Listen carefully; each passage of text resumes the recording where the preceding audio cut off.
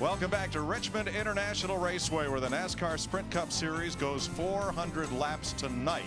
3 big showers during the day have changed the condition of this racetrack. You can hear the jet dryers just finishing things up as we're about to go racing here in Richmond. Hi, everybody. Mike Joy, Larry McReynolds, Darrell Waltrip with you to call tonight's action. And Darrell, who's got a shot to run off in the early going? Remember last year, Denny Hamlin led 381 of the first 382 laps here. That's the guy I'm going to keep my eye on, is Denny Hamlin. But I tell you, there's some other guys up there, too. I think Jeff Burton's car looked really good in practice. And Mark Martin always runs well here. So there's a number of characters. But I tell you what I'm going to be doing. I'm going to be worrying about the conditions. I'm going to be worrying about the conditions of the track, the conditions of the weather, and every now and then I'm going to worry about my own condition, because sometimes it's not good. We worry about that. Larry, the slogan of this place is racing perfection, and there are many people in the sport that feel that this blend of short track action and kind of super speedway layout is racing perfection. Well, absolutely, Mike. We only have 3 short tracks left on our schedule, and this is like the perfect little racetrack. It's big enough that it contains 43 race cars, but small enough we still call it a short track. But it's fast. You enter the corner at over 150 miles per hour, and the banking is absolutely the perfect banking. It's not flat, but it's not high bank, about 14 degrees. That's the reason these guys can run side by side. But I know we always think about tempers in Bristol, but it just seems like this place, maybe it's because it's the last short track race before we go to Bristol in August, it seems like this brings out the best of everybody as far as tempers and emotions. Is that the best or the worst? Maybe the worst. Or maybe both. Yeah. Depends on how you look at it. Keep a close eye on turn 2. That is often Calamity Corner here. Let's have a look at the starting lineup for tonight's 400 lap race. Brian Vickers, his second pole at Richmond. He is the track record holder. Jeff Gordon on the front row. There's Hamlin, the hometown hero, with Martin Truex, Jeff Burton, and Mike Bliss driving for the team that won last week. Ageless Mark Martin, rookie, along with the rookie speed there. And a look back through the rest of this field as they roll out onto the 3/4 mile here at Richmond. Let's see if we can get a hold of our pole setter here. Brian Vickers, it's a DW. You got a copy, buddy? Yes, sir. Brian, I know you just got on the racetrack, but just from what little you've been out, how's it looking to us? Still got a couple wet spots, mainly up around the wall. All in all, I think it looks pretty good. It's going to have a lot of grip when we go green. Yeah, 10-4, I do believe you're right. Hey, buddy, we know you got a fast car. Can you keep it up there all night tonight and get you another win? I sure hope so. Real proud of the Red Bull guys. They did an amazing job with the car in qualifying. And, with these new cars, there's usually not a whole lot of difference between qualifying and race trim. So hopefully that's a good sign for the rest of the evening. All right, buddy, you need to lead some laps tonight. You've only led 5 this year. This is a good chance to get you a bunch of them in the record books. So good luck to you, and we'll be calling. Maybe we'll call you a little bit later. What do you think? Yes, sir. We'll do our best. Appreciate it. Thanks. Leading laps hasn't been a real big priority here. But make it a great race day tonight with the perfect balance of flavor and refreshment with Budweiser, the great American lager. I mentioned leading laps because last year's winner Clint Boyer led only 13 laps. Denny Hamlin had dominated the race up to that point. Let's take a look at FedEx understanding the race. This is the trends or the patterns over the last 8 spring races here at Richmond. It's been NASCAR on Fox. The first caution, average lap 28. In fact, 4 times in those 8 races, we've had one before lap 10. The longest green flag run, roughly around 95 laps, and that's right there at a fuel window that's 95 to 105 laps. And the last caution, roughly about 18 laps to go. 5 times in the last 8 races, we've had one in the last 10 laps. You know what I like about this track, and short tracks in general, you can feel the speed here. You're just, the cars you're so close to them, and the colors and the noise and the whole thing is just really exhilarating when you're on a track like this. Well, it's nice and close packed and noisy on pit road here at the short track. Let's talk to our reporters, beginning with Dick Berggren. Well, Richmond is one of Dale Earnhardt Jr.'s very best racetracks, Mike. 3 wins in the Nationwide Series, 3 sprint car wins here as well. He has a brand new race car tonight. Dinged it up a little bit in practice, but the crew has got it all back together again. To win, he has to pass a lot of cars. Junior starts 25th. Chris Devoda. Well, it's no secret that the 99 has had some problems on pit road. They made some changes following Texas. Another change tonight, but this is a return to what was. Front tire carrier Jeremy Dyer is back for the first time this season. He suffered a knee injury before the season started. He is back, and he is ready. Steve? Krista, Jimmy Johnson has won 3 of the last 4 races here at Richmond, but his success here has come through hard work. He didn't like this track that much when he first started racing here. In his 3 wins, he started 4th or better. More hard work tonight, Matt Yoakum. Jimmy Johnson starts 15th. If you were here last night for the Nationwide Series race, sitting up in the Commonwealth Grandstand just on the other side of start-finish, and you said to your buddy, hey, that guy looks just like Denny Hamlin. It was. Denny Hamlin took the night, had an old school night, hung out with his old friends from nearby Chesterfield, Virginia, up in the stands like they used to do before he was a big Sprint Cup Series driver. Now he's just dreaming about winning a race here at Richmond International Raceway. He's finished 2nd and 3rd, pulling all the crew chiefs in the garage. They point to the 11 car as the guy they'll have to beat tonight here on the 3/4 mile. This is one of NASCAR's oldest race sites. Originally the Atlantic Rural Exposition Grounds, the half-mile dirt track, played host to NASCAR's top division for 24 races. The track was paved. Track promoter Paul Sawyer paved the speedway, and they ran 40 races on the paved half-mile. It was enlarged in 1988 to its current 3/4 mile configuration. Richard Petty is the track's all-time winner with 13 victories, followed by Bobby Allison with 7, and tied at 6, David Pearson, Rusty Wallace, and Darrell Waltrip. A place with a lot of history, and boy, a lot of excitement. You know, Mike, when you look at this racetrack, this is the front straightaway of the old racetrack. That's where we used to race, and then Paul Sawyer had a vision to make this place bigger. This is about as big as he needed it to be. Here we are. They enlarged the track so they could expand the seating and add a lot of suites, and they did a great job with it.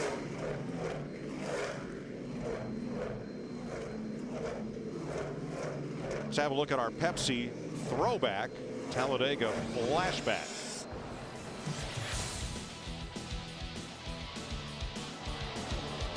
Carl Edwards came down as Brad Keselowski held his line and sped to victory ahead of Dale Earnhardt Jr. Ryan Newman. The fence held. It contained Edwards' race car. Minor injuries to 8 fans. Edwards, Ricky Bobby style, hopped out and ran across the line. Wasn't a great day for the Pepsi Challenger. However, this Talladega flashback brought to you by Pepsi Throwback. Give your taste buds a blast from the past. Available now for a limited time only. And you know, Mike, that car would have never gotten up in the fence. Carl's wouldn't, if the 39 hadn't have run underneath of it and lifted it up the way it did. That car was going to back in the front straightaway wall and probably shot back down the racetrack, but it was not going to go up in the fence until it got hit. I think we had so much focus on Carl Edwards' car, the lick that Ryan Newman in that 39 car took. And you know what? He finished 3rd, and one reason he finished 3rd is that lick was so hard, the throttle was hung. He didn't get that car woed down and stopped until he got to turn 1 and 2. Now, Brad Keselowski is not racing here this evening. James Finch's racing team is, however. Instead of a Chevrolet, they have a Dodge for the short tracks, and Mike Bliss, who led a good part of last night's race for this same race team, is aboard. And he qualified 6th.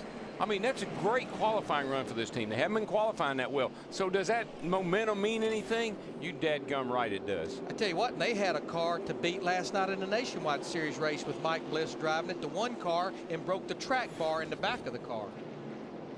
Sterling Marlin will be in the 09 car next week, and in 2 weeks under the lights Saturday night on speed at Lowe's Motor Speedway, Brad Keselowski, who qualified for the All-Star race by winning at Talladega, will be back driving the 09 car. Now they are drying the outer groove. That's why the cars are going around single file. These laps are not counting. And as soon as things are dry, we'll turn them loose under green. I hear a duck. There he is. Here's tonight's Aflac trivia question. When was the last time we had back-to-back first-time winners in the Sprint Cup Series? Here's a hint. It happened on Fox. And it wasn't that long ago. How about 2 years ago? If I said Charlotte and Dover, would that help you? Are you asking me and Larry? Or No, I'm asking the folks at We home. talk about Casey Mears and Martin Truex Jr. Got it. Oh, I didn't know whether we were supposed to answer. We or don't not. answer the ask.com question. Oh, that's right. Okay. Actually, it's happened several times. In 2000 and 2001, Jerry Nadeau won the last 2000 race at Atlanta. Michael Waltrip won Daytona. And in 1999, Tony Stewart won here, and Joe Nemechek won the last week at New Hampshire. But the most recent time it happened was right here on Fox in 2007. And there they are. You know, we're sitting here looking at this shot as these cars come down the end of turn one. Look at the safer barrier out there. I think it's really fascinating, the ingenuity and what a great safety device that has been. That has really, really helped the impact of these cars into the wall. Yeah, we were talking the other day on our program on speed about the old turn two at Richmond and just the double strand of guardrail. And one afternoon when Neil Bonnet was your teammate at Junior Johnson, and he just augured in between the two strands of guardrail and stuck his car there. Yeah, the only way I knew it was Neil when we came around was that the TV panel on the back had Budweiser on. That's the only way I knew it was him. Neil was okay. He was okay. But there have been some hard hits here, that's for sure. You know, this is our third short track race of 2009. In the Roush Fenway, the woes at the short track seems like it has continued here. When you look at qualifying, look at the highest qualifying Roush Fenway car. Only one in the top 20, Greg Biffle at 20th. Roush Fenway, they struggled at Martinsville, they struggled at Bristol, and it looks like right now, at least as far as qualifying, they're struggling here. But you heard Carl Edwards say in the pre-race, a lot of changes to that 99 car, a lot of unknowns when they take the green flag. And they didn't qualify all that great at Phoenix, like you said, Larry, but look at their finishes. They got their cars right in the race, and I bet they're right tonight before it's over with. David Reagan, 22nd. Jamie McMurray was the fastest Ford in practice. He will start 27th. And the 8's cars their Fords didn't fare very well in qualifying either. So we'll see if things turn around for the race.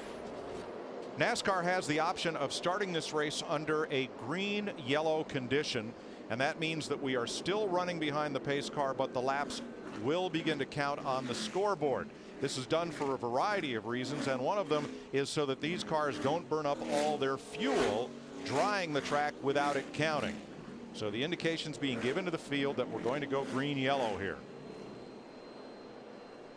You saw in our race analysis that the fuel window here for Sunoco race fuel is about 95 to 105 laps. A good rule of thumb here under caution is maybe 3 to 1, 3 cautions to 1 green flag lap. And when this happens, the first thing I think about is 1979. Because this is the way we started the Daytona 500 in 1979. We ran about, I don't know, 50 miles with the green and the yellow out before we finally got to racing. And of course, we all know what happened after that. Got a little rowdy down in turn 3 on the last lap. Sure it did.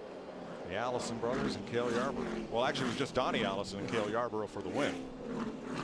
And you heard in pre-race that Kyle Busch is trying to do something tonight that only Cale Yarborough has done, and that is win a Sprint Cup race on his birthday. Cale did it not once but twice. So the green and yellow flags are in the air, and laps will begin to count.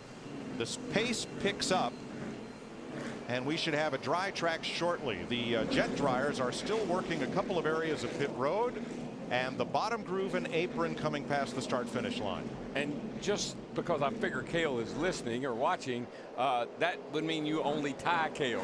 You do not break his record. Well, and actually, Darrell, you don't, because if you win once on your birthday, you still haven't tied his record. You got to do it twice. He did it at Atlanta and North Wilkesboro in different years. So, Cale, I'm watching out for you, buddy. Not like it was back in the 80s. I'm watching out for you now. You bet. Hey, attention all you Digger fans, you can now get Digger on your computer and get free Digger videos, wallpaper, games, and more. Visit digger.ask.com. Now, since this race has officially started, Darrell pointed out to Brian Vickers how many laps he's led so far. Well, this will add to his total. He now will have 5 bonus points for leading a lap. Last year, though, you know, we mentioned Denny Hamlin leading 381 of the first 382, not winning the race. In the fall, similar situation. David Rudiman led the most laps in the fall. He led 104. Jimmy Johnson won the race. He just led 32 laps. And I think a lot of that spins back to the FedEx trends of the race, understanding the race. We normally always have that late race caution that just changes the complexity of the race, I think. They had one last night in the Nationwide race. Oh, yeah. Kyle Busch was able to hang on and beat Carl Edwards. Well, once you have a caution, you know, with 25 or 30 to go, you can bet you there's going to be a couple more. Because you get all the lap cars and everybody restarting and trying to get laps back and trying to get the lucky dog and all that stuff, and it gets pretty hectic.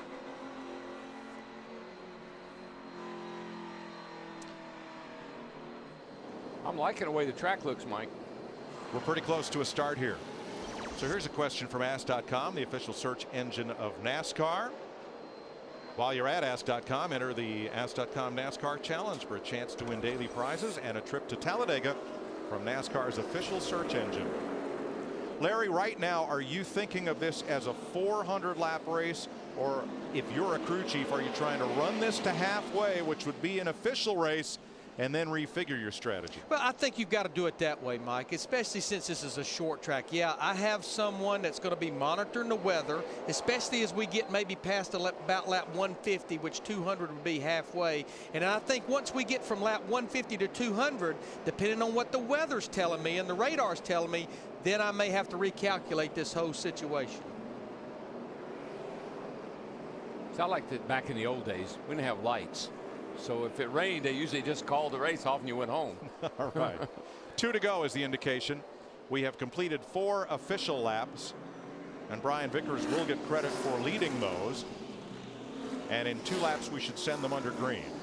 Bristol, Martinsville, Richmond. Those are the 3 short tracks that remain on the Sprint Cup Series today, along with 2 road courses and a lot of super speedway ovals. But these short tracks are so special. I like what Michael does on his dash right there, Larry, and I think it's something that a lot of drivers ought to pay attention to. That's his pit road. That's where he is in the pits. And those are the cars that he will see as he comes to his pit box. And that tells him where his pit box is. You know, we sat down and talked to Jamie McMurray yesterday, and he was telling us there's a website that you can go to that will show the pit map after the teams pick it, and he will study that pit map before the race, the night before the race, just to get an idea of the cars that's around him. And he said best he can remember, Jamie in the 26 car, he's never missed his pits. Yeah, I never did think about, I just thought about where am I on pit road? Am I near the start finish? I always found something to get my reference off of rather than looking for a particular box. But today, with this pit road speed limit, and especially coming down pit road under caution, you need to know if the fellow who's ahead of you is going to turn in before you or after you, and what to expect when you get near your pit box. Yeah, I can understand maybe getting squeezed, or maybe, you know, getting in trouble, getting in somebody's way, or somebody getting in your way. But just thinking about Dale Jr., be honest with you, how you can just drive by your pit, that just seems almost impossible. Here's the best side of the evening. No, not Digger, the pace car. The lights are out on the pace car. Uh-oh. We're going green this time.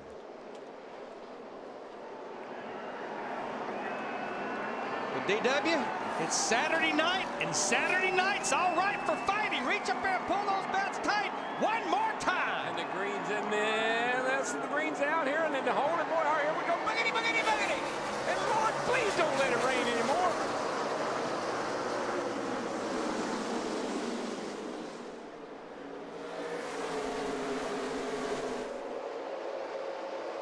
Jeff Gordon with a full head of steam into turn 3 on the outside. Well, I tell you, the car that drove it down into turn 3 was that one car of Martin Truex Jr. I have no idea who led that first lap. It was that close. Scoring says Gordon. Boy, I tell you, this is tough. You have to be so careful right here. Dirty track. Well, track's been you know, wet. They dried it. Should be a lot of grip in it, but you got to be careful running up under somebody right now. Man, we're 3 wide off turn 4. Whoa, hold on to her, boys. Clint Boyer, last fall's winner in the 33, stuck in the middle. Scott Speed outside, David Stremme on the bottom, and Speed wisely gives way. Ran out of racetrack. He had to give way. Yeah, 12 wheels weren't going to corner better than 4 out there. Not good. Denny Hamlin fighting Gordon for second. Trouble, car on the wall, hard in turn 3. And it's Dave Blaney. Dave Blaney in a 66 car. Caution is out. That's the last one, bud. Come on down when you can. See what happened here. Take it to the truck. Blaney started 26th. This is Blaney right here, heading down in the corner. Oh, he just gets loose, guys. He got in there a little high. You can see it's kind of dirty up there. You saw a little dust flying up as the car lost control and went into the wall. Dave Blaney brings out the caution in Richmond. Ready for the restart. John Andretti, Michael Waltrip, Casey Mears all stopped for tires. We've restarted. Here comes Kyle Busch on the outside from the middle of the pack, and passing on the outside between the flag and the stand. He gets 2 spots. Wow. He's got that restart thing down pat. He did that last night in the nationwide race, took the lead and checked out. Alongside David Stremme now for 12th place, 11th place.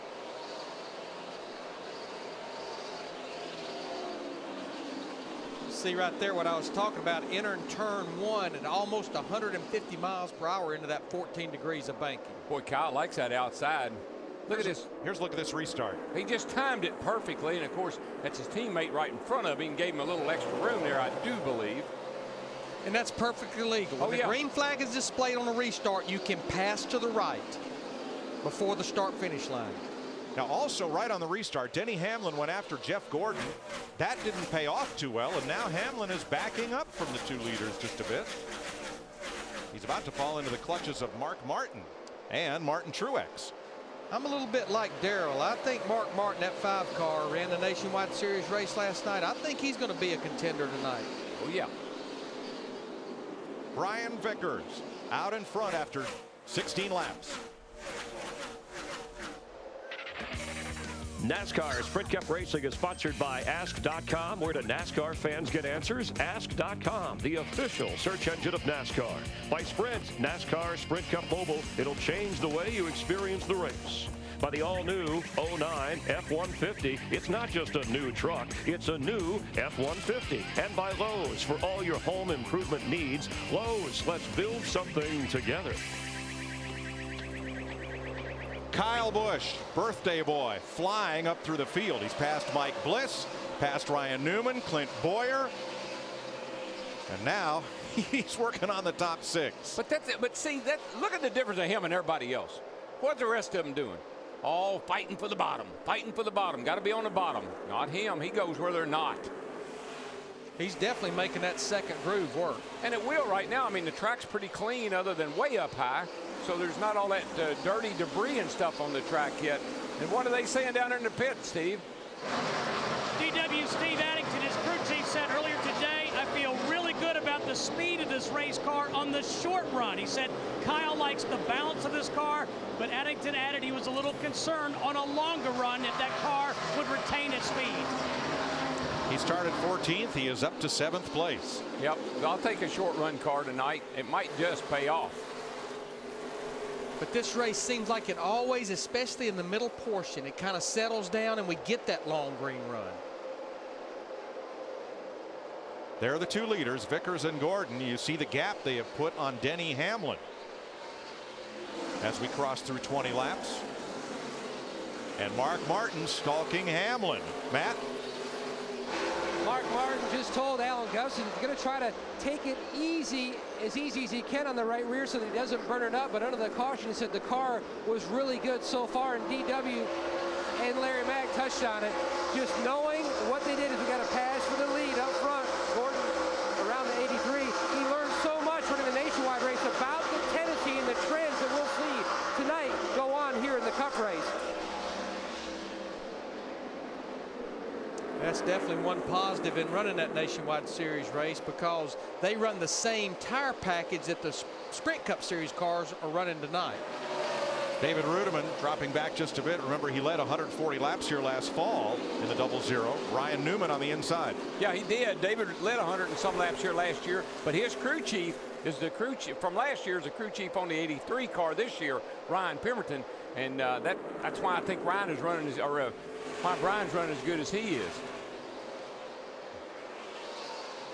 Tell you, a car on the move is that car right beside David Rudiman, Clint Boyer in the 33 car. Talked about him earlier.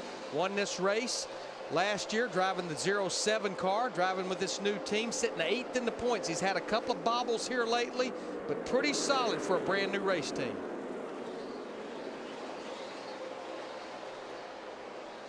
Boyer started 12th, running 10th, challenging for 9th place.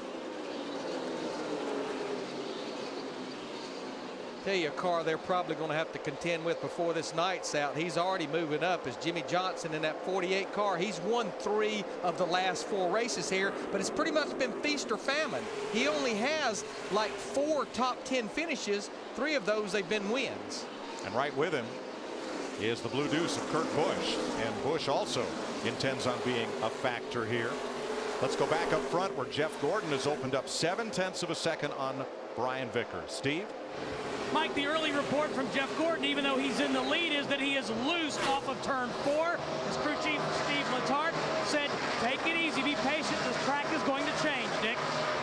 Brian Vickers started on the pole. He has 3 times said in the last few laps that the car is tight in the center of the turns as he's about to lose another spot. I think the guy he just lost the spot to is the guy. Remember in practice yesterday, that 11 car ran a lot of long runs. And that's where about now is when that's really going to start paying off. We've got 28 laps in the books, and that 11 car is coming to the front. Mark Martin makes the pass for 3rd, so it's Gordon, Hamlin, Martin, and Vickers after 28 laps.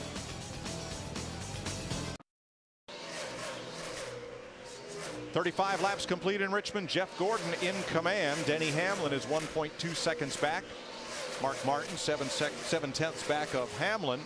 Carl Edwards and Matt Kenseth. There's 2 of those Fords, Larry, working their way to the front. They've each gained 10 positions. Slowly but surely. I'll tell you what, though, that 24 car this year, unlike years past, last 2 or 3, that thing just gets better and better as the race goes on, unlike in years past where it's sort of fallen off at the start of races. Jeff Burton battles Kurt Busch, and Busch moves up to 8th. You know, back to Jeff Gordon, Darrell, you know, Goodyear, they've changed the left side tire about everywhere we've been. They've given the left side tire more grip. And that was one of the big complaints Jeff has had the last couple of years. I can't feel my left side tires. I can't feel my left front. I think this tire change has fallen right into his lap. Something has. You know, he's been complaining about his back quite a bit, and I've suggested to him spinal decompression. I did that. I had a disc that was a little bit bulging, and I did that, and it really helped me. So I told him, I said, come over to Franklin, Tennessee, and I'll take you over to see my doctor. Fix you up. You know, it's not going to be too many laps. He's going to catch the back of the field, so he'll have to start dealing with some lap traffic. Gordon is pulling away from Hamlin at about 0.5 of a second per lap right now. Mark Martin stable at 3rd. Brian Vickers, the pole sitter, 4th. Martin Truex 5th. Kyle Busch has come from 14th up to 6th. 4.2 seconds off the lead and closing on Truex right now. Here they come off the corner with Busch to the inside, and Truex, one of those drivers that's worked the lane way up high on the racetrack. I'm just convinced, though, Larry, I know talking to former teammates of Kyle Busch's, one of the things they are fascinated by when they look at his lap tracker and how he gets around a racetrack when they have the data in the car, he uses no brakes. Yeah. And it's so obvious if you stand up here and watch him enter a corner, he enters a corner much faster than anyone else. Of course, there are other guys out there that will agree that he hardly ever uses any brakes, but Kyle Busch on the bottom, Martin Truex up top. Jeff Gordon is your leader. We want to welcome you, those of you who have been watching Major League Baseball and the Atlanta Braves here on Fox. We started this race under caution.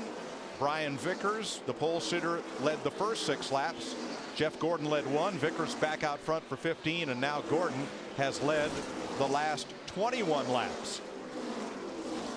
1 caution. The 66 of Dave Blaney spinning up into the fence between turns 3 and 4. Now, I've been watching this battle here. Kevin Harvick in the 29. He's been working up the racetrack as you see it right here. It's like his car, it's starting to go away here at lap 44, and he's about to lose a position to the 48 car of Jimmy Johnson. But just remember, a major change at Richard Childress Racing coming into this race. Richard just felt like the performance of Kevin Harvick, the 29, Casey Mears, the 07, was not where it should be. He basically swapped the entire race teams. The only thing that stayed in place was the drivers, the spotter, and the sponsor. Everybody, crew chief, engineers, guys in the shop and at the racetrack, were swapped between the two teams. If you're going to do something like that, now's the time to do it. Still got a lot of racing to go this year. How about Kurt Busch? His Roger Penske's Dodge has come from 17th to 6th. Pretty impressive. Very. Meanwhile, his younger brother Kyle is one spot further up the board from 14th position. We'd like to thank our friends at Speed TV for helping us with NASCAR coverage from Richmond during our long-running baseball game on Fox. Viewers on Speed can now stay tuned for the Toyota Pro Celebrity Race from Long Beach. We'll be right back with NASCAR on Fox. NASCAR Sprint Cup Racing on Fox is sponsored by Budweiser. Reach for the perfect balance of flavor and refreshment. Budweiser, the great American lager. Jeff Gordon continues to lead at 54 laps, half a second over Denny Hamlin. You're watching Casey Kane there, and side by side, Kurt Busch going after Brian Vickers for 4th. That old Blue Deuce, she is picking them up and laying them down. Yeah, he is. P4 right there, man. You're wearing them out. Keep it up. And here's Scott Riggs coming pit side in the Tommy Baldwin Toyota. And behind the wall, Jeff Gordon lapping Jeremy Mayfield. Right now 35 cars on the lead lap. Steve. Mike, the update from Jeff Gordon. He's still a little bit loose off of turn 4, and now he has picked up a tight condition in the middle of the corners. And that's the big deal here. I mean, getting the car to turn and rotate right through the middle, but yet, and Darrell, you talked about it yesterday, trying to get 850 horsepower to hook up to those rear tires. One thing you got to do is keep your foot off the brake. If you're riding your car down with the brake and we see those rotors glowing red all the way to the center of the corner, that means you got a lot of brake. You got to get your foot off that brake if you want it to turn. Well, then here's tonight's Napa Adaptive One Brakes Richmond Breakdown.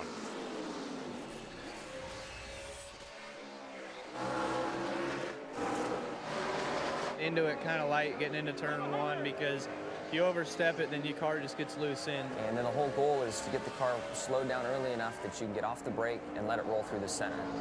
If you don't, you stay on the brakes through the center of the corner, you're just going to continue to build brake heat and have problems. Getting into turn 3, it's easy to lock up the left front tire. It seems like you really just want to pound the brakes as hard as you can right away, then get off the brake pedal as you're setting down into the corner. So again, it pays to get off the brake pedal soon, but it's always tough at Richmond because you're trying to dive in those corners deep and gain that speed. Richmond Breakdown brought to you by Napa Adaptive One brake pads. Check out adaptiveone.com for big savings during the month of May. Well, the more brake that you use, it heats that right front tire up, heats both front tires up, and that just makes the air pressure go up, and that will in turn will make the car where it doesn't want to turn because you've gained spring rate in the front of the car. And the brakes on these cars are so massive. I mean, these brakes are huge. When we came back from break, Jeff Gordon was about 6-7 tenths up on Denny Hamlin. He has doubled that gap on the second place car now. Jeff is really getting through traffic nicely. I'm noticing that it's the thing about a driver like Jeff Gordon. When you look in your mirror and you see Jeff Gordon behind you, you give him some room because you know he's fast. You know, a guy that had a great run at Talladega last week, Scott Speed in the 82 car, came in here and qualified 8th, one of our go-homers. I was a little afraid that he had a fast race car, but he maybe didn't have a good race car for the race. He's already been lapped, and now he's back in the 38th position. Scott just trying to log laps, making his first start here at Richmond tonight. Another driver who is not off pace, but certainly off where he started, is Casey Kane, who started 18th and just dropped from 32nd to 34th. Yeah, and he had a little trouble here on the front straightaway. I don't know if he made contact with the wall or not. It looked like he did. He was racing, I think, with Sam Hornish, I believe. There's Sam down on the inside. Let's see if they get together up here on the straightaway. Yeah, see, they made contact. I don't know if he hit the wall or not, but I know it. Ever since then, he's been going backwards. Well, I know two things he's been complaining about. We got a report from the pits. His car will not turn, and is also his brake pedal. He's got a vibration in his brake when he gets on the brake pedal. Bobby Labonte coming up to the back bumper of Kane, and right behind Labonte, the leader, Jeff Gordon. Well, they're going to have to pull something out of the hat here to stay ahead of Jeff Gordon, because he is just past him when he catches them. You know, Casey Kane was in the top 12 in the points going into Talladega, got caught up in that wreck, knocked out of the top 12, and right now he's on the verge of going a lap down, because you see the leader just bearing down on him. And it's not, I don't remember what your track facts were, but it's not unusual for this sucker to go green for a long time. An average green run here is somewhere around 95 to 100 laps, which is right out of fuel run, and this is the time of the race we'll normally get those long green runs. Now the starter is working the passing flag on both Labonte and Kane. They are side by side, the leader right behind them, but it's not as if you can just get out of the way. That battle's going to have to resolve itself soon, because Jeff Gordon's lead is disappearing. Hamlin is coming. Now, Mike, real quickly on brake problems, one of the things you can do, as we've said in the past, you got a knob up on the dash up there that you can take front brake off and put some more pressure to the rear. Let's see if we can catch Casey.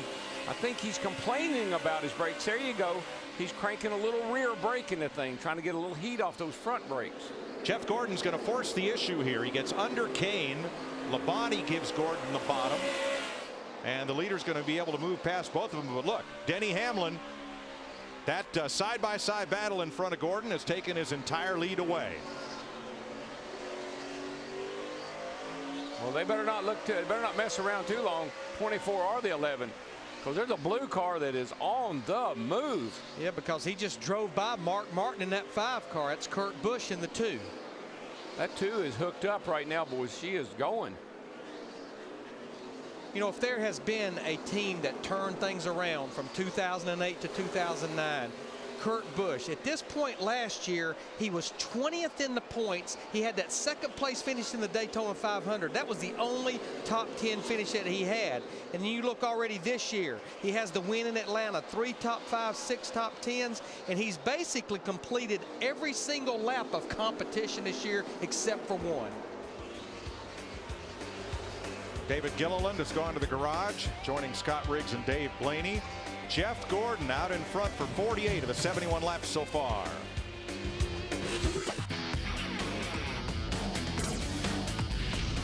I like the way this one's looking. More NASCAR on Fox coming up. NASCAR Sprint Cup Racing on Fox is sponsored by AT&T, your world delivered. By Claritin Allergy Products, live Claritin Clear. By Warner Brothers Pictures Terminator Salvation. Thursday, May 21st, we fight back. And by Aflac, we've got you under our wing. 80 laps complete next time by here in Richmond. The 51 laps that Jeff Gordon has led are but a memory. Denny Hamlin has driven out front, and Kurt Busch has also passed Gordon for second place. Here's the pass for the lead. And that's what we saw this 11 car do all during practice. It was so smooth and right around that yellow line. I couldn't believe how he could just ride that yellow line all the way through the corner. He never moves off the bottom of the racetrack. Man, that thing will just eat that yellow line up. Those left side tires are sticking to that yellow line.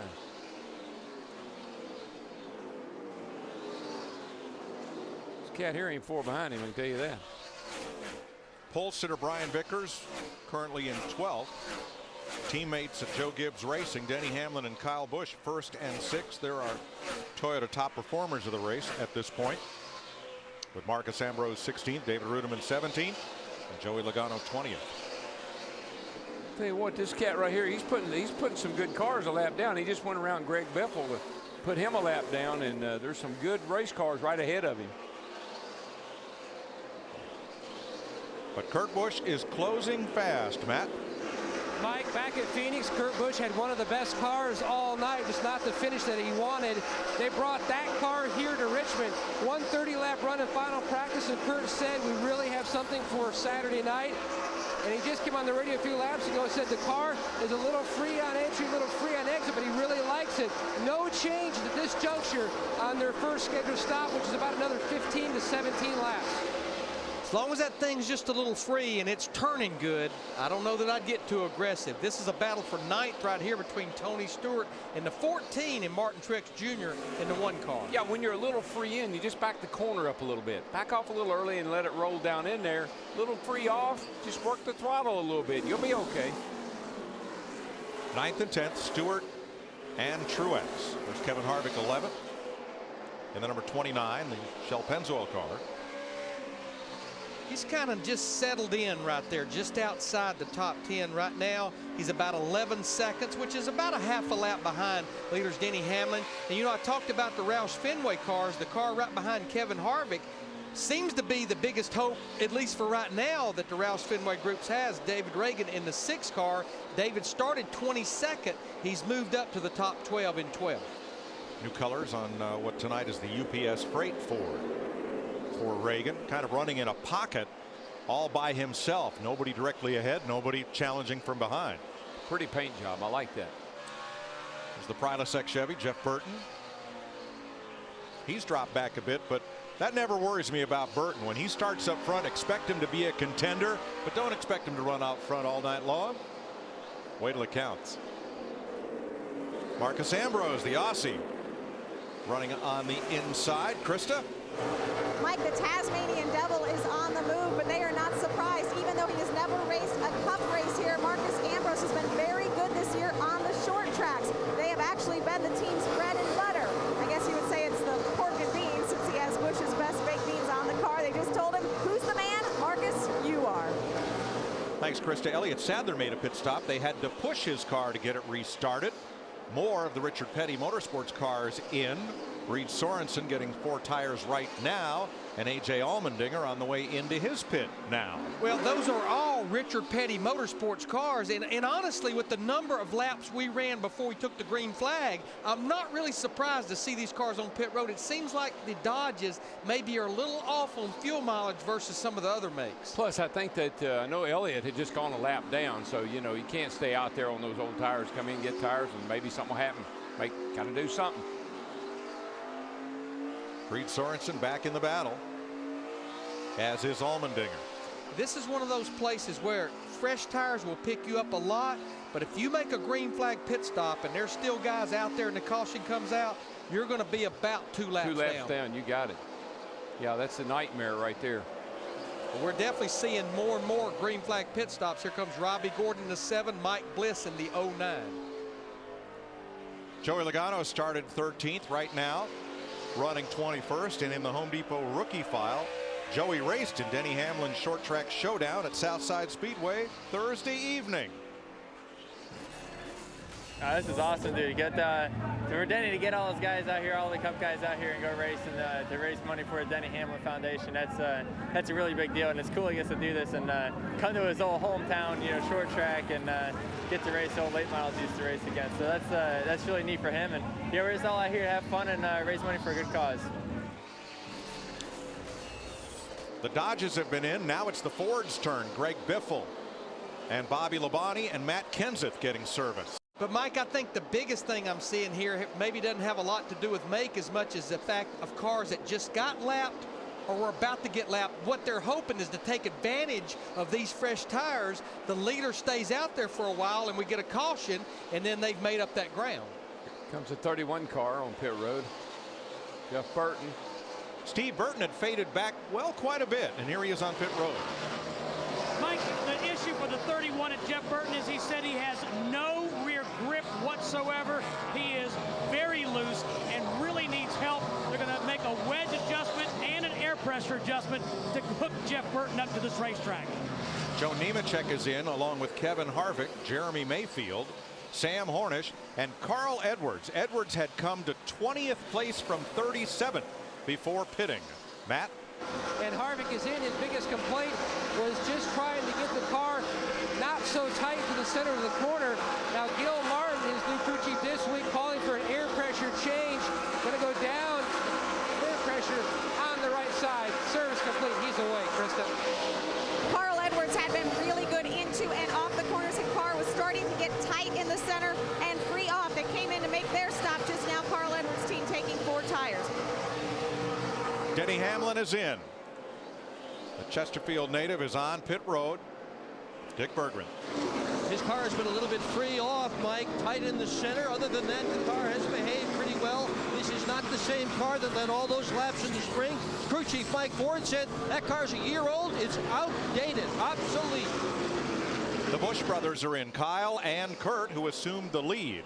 83 car just missed pit road. He didn't. He missed the entrance to pit road. Brian Vickers, our pole sitter. He's having to come back around and come in again. Matt. Kurt Busch is in still, not calling for any changes on the blue deuce. Like the way it was. A tick on the free side. They're good.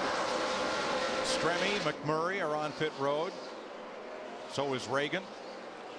Both the Red Bull cars, Vickers and Speed. Mark Martin's in. John Andretti and Tony Stewart in the pit lane. This has handed the lead back to Jeff Gordon in the 24 car. Steve Letarte has not brought him in, but another Hendrick car is in, Matt. Track bar, Larry Mack, already adjustment completed on the 5 car. Mark Martin began losing the center of the corner at about lap 30 to Steve. Jeff Gordon dropping on the racetrack, Matt. He says, I have 0 drive off the corner, and I'm really tight in turns 3 and 4. Steve Letarte says, we're going to get you some wedge, and we're going to get you some air pressure to take care of you. Casey Mears and Jimmy Johnson in. Ryan Newman's the new leader. If you think back to Phoenix, and that's where we ran this tire last, that was the biggest complaint we had all night long for most of the guys. No forward bite, no grip up off. These tires seem to turn good, but they don't seem to have the forward bite that the guys would like to have. 4 tires and what looked like a bit of a long stop for Jimmy Johnson. Now Newman's in, Matt. Mike, Tony Gibson going to try to fix the loose on entry and tighten the center with a wedge and air pressure change for Ryan Newman. Stop's done. We're good to go.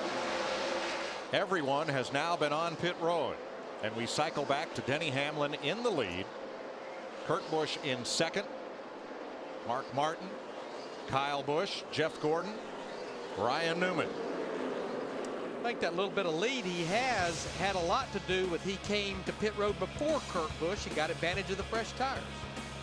100 of 400 laps complete in Richmond. NASCAR Sprint Cup Racing on Fox is sponsored by Sunoco. From NASCAR to your car, Sunoco, it's what's inside. By Claritin Allergy Products. Live Claritin Clear. And by McDonald's. 109 laps complete. Denny Hamlin the leader, 2 seconds up on Kurt Busch. In the garage right now, Joe Nemechek has joined Tony Raines, Scott Riggs, and Dave Blaney. David Gilliland spent 17 laps in the garage, but he is back in the race. Yeah, the 2 fastest car right now are definitely Hamlin, and then Mark's not far behind. He and Kurt Busch are running about the same speed. Mark Martin and Kurt Busch.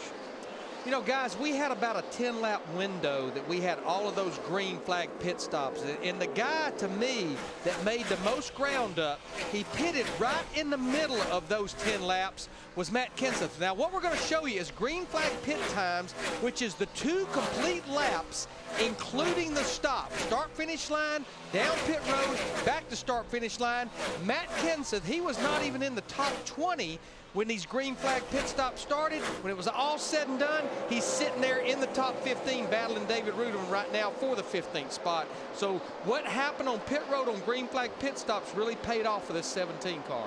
And Larry, that's great information, but it doesn't come as a very big surprise. No, it does not. Because those cats, I mean, how many races has he and his team done that time after time?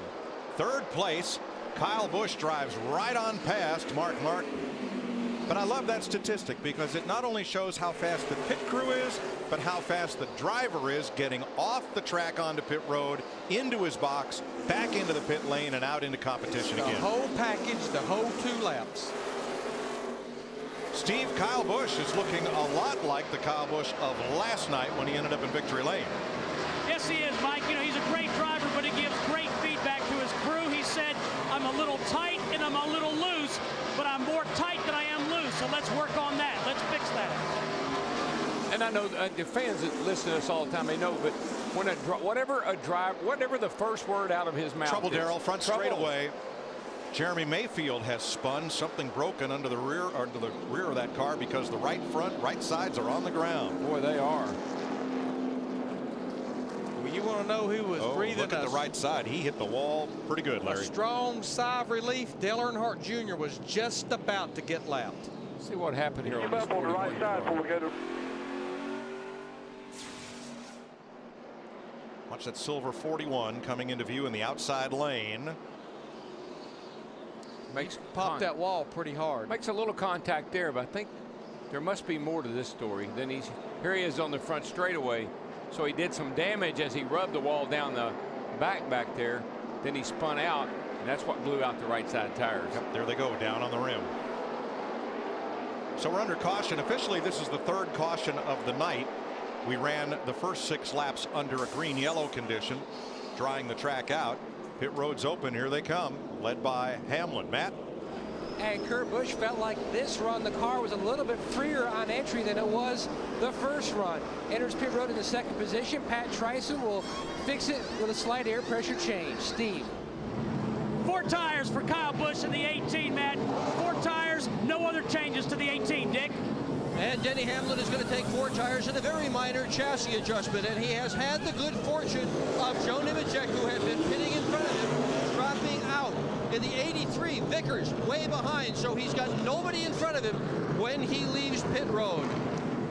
I was watching Clint Boyer, the 33 car, Ryan Newman. They went with 2 tires, and we hear that Jimmy Johnson has a pit road speeding penalty. And looks like somebody else is going to pick up a penalty as well.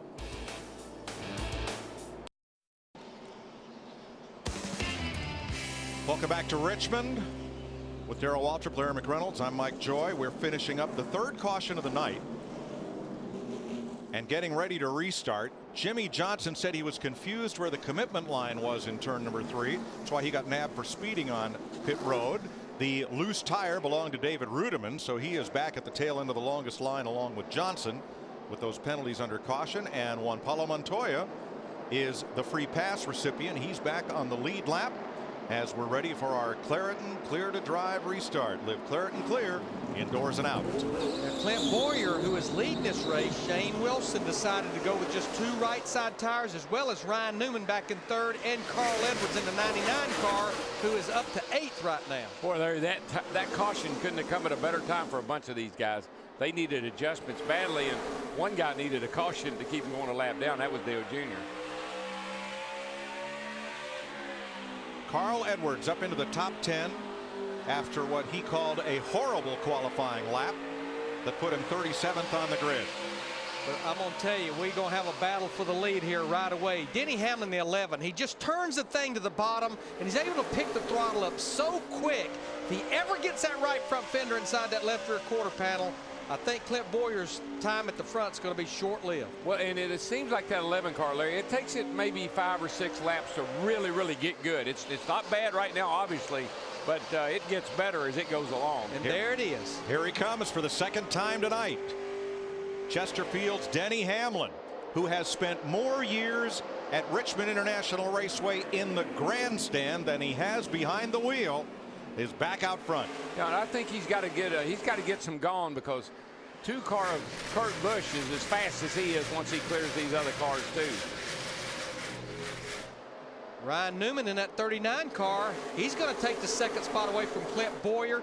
Ryan Newman has just 2 fresh right side tires, just like Boyer, but there's Kurt Busch in that 2 car right on the back bumper of it. Yeah, those guys, the 39 and the 33, both with 2 tires. They're going to hold that 2 up for a little bit here, running side by side like that.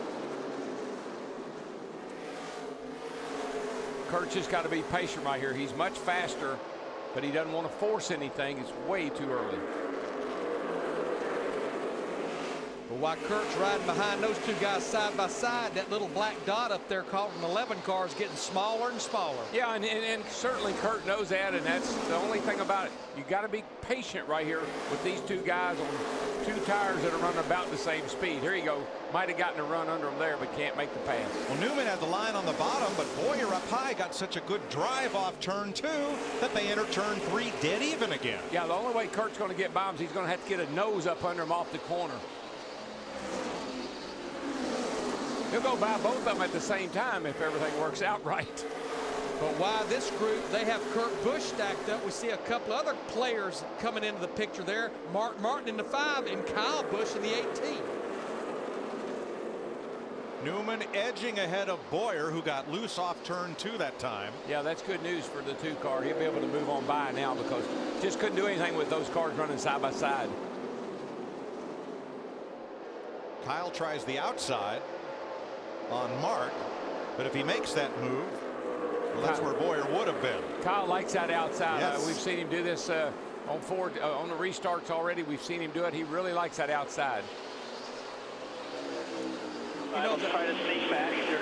And here comes Jeff Gordon into the picture as well in the pack behind the race leaders as Newman and Busch battle for second. You know, Darrell, the only downside to running that high side, especially on the exit of the corners above another race car, is we see cars all the time get loose or start pushing late exit. They'll send you right into the wall. Yeah, you really drive in the corner real hard under the guy trying to clear him. You end up going a little too hard, get on the brakes, get your car loose, and you slide into the guy on the outside. Happens a lot. It's a whole different racetrack. Next week, the venerable Darlington Raceway, where they've been running the Southern 500 since 1950, and we'll be there next Saturday night. That sounds so good, the Southern 500. You bet.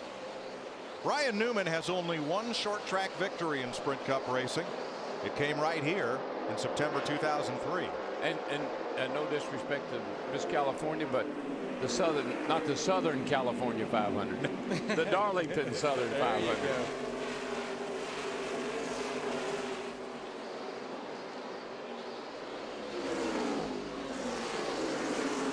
You know, Denny Hamlin said earlier in the week that he's not a believer in a racetrack owing a driver anything. But he said, I will make one exception. When you lead as many laps as he led here last year and cut that tire down with less than 20 laps to go, and we know how bad he wants to win here at this racetrack.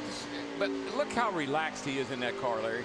I mean, very little input on the steering wheel, a little bit up off the corner, very, very relaxed, very comfortable in that race car. One-third distance, 133 laps in. Here at Richmond International Raceway, you're watching NASCAR on Fox. NASCAR Sprint Cup Racing is sponsored by Napa Auto Parts. Napa, get the good stuff. By FedEx Racing, we understand every day is race day. By Home Depot, more saving, more doing. That's the power of the Home Depot. And by the new Coors Light 12-ounce cold activated can. When the mountains turn blue, your beer is as cold as the Rockies. 141 laps in this 400-lap race live at Richmond on Saturday night, and time for an AT&T race break. Jeff Hammond, Chris Myers moments ago, as Denny Hamlin has led the most laps now, moving in front of Jeff Gordon, who led 53. You said at the start of this race, you got to check those tempers. You better check those tempers. Watch the 7 car of Robbie Gordon. He comes down, he slams into the side of the 1 of Martin Truex Jr. That's what you call short track racing. All right, so let's go back to Denny Hamlin, who's led laps in all 7 Richmond races, no wins, 3 top 3 finishes here in the last 6 Richmond races. But let's talk about how he's never been able to get a Cup victory here. He said the Nationwide Series race that he won last year was pretty much the biggest of his career. Yeah, but right now you better be taking a look at what's going on the outside, and that's the 2 car of Kurt Busch. He's going to drive by our hometown boy Denny Hamlin, that 11 car, and take the lead away from him going down in turn 1. And Kyle Busch currently running 3rd. Kurt Busch, the points leader, of course, coming into this weekend, having moved ahead of Jeff Gordon last week. You know, Kyle said on his 21st birthday here, happy with the car on the short run, but concerned about the longer run. And I think that's what's getting him in trouble. Darrell talked about it early on. tonight might be the night for a good short run car, but here so far, the way the weather's played out, you need to have one for the long run. And so far, I think the 18 and the 24 are suffering on the long run. Carl Edwards has slipped back to 14th, but compared to where he started and coming off the tumultuous trip at Talladega here, what kind of race is he running? Well, he's been good. He's been working his way through traffic, but all of a sudden, whatever adjustments they made during that last pit stop, it's not really paying off. He's falling back through the field. He's 15th right now. All right, Jimmy Johnson, you heard about the lap row penalty there. It's going too fast. Dale Earnhardt Jr. just missed being lapped. Yeah, we got both those guys back. Are kind of margin in the traffic. And again, we see the 83 car pole setter. He's also a lap down because he missed pit road on a green flag run of pit stops, put himself a lap down. But for Jimmy and Dale Earnhardt Jr. both, they've got their work cut out. If they want to win this race, they've got to fight their way through traffic. Jimmy Johnson has won 3 of the last 4. And to vote for the AT&T Fastest Pit Crew of the Year award from your AT&T phone, text the car number for the crew you think will be the fastest and most valuable. The fan vote, along with Jeff's selection, determines the winning crew each week. So your vote does count. Vote each week for the AT&T Fastest Pit Crew of the Year award. And let's rejoin Darrell, Larry, and Mike. Thanks, Chris. 148 of 400 laps complete. Denny Hamlin has now led over 500 laps at this racetrack. Kurt Busch is the 6th different leader of the race.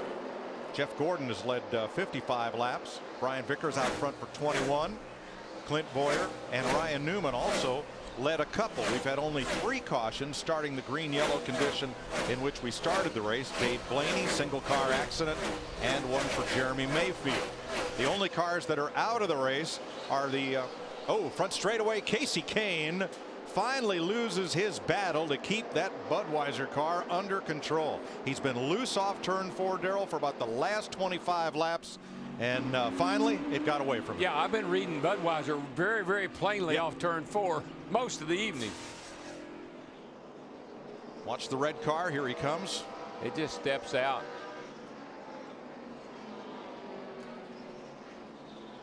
He's had his hands full since the drop of the green flag.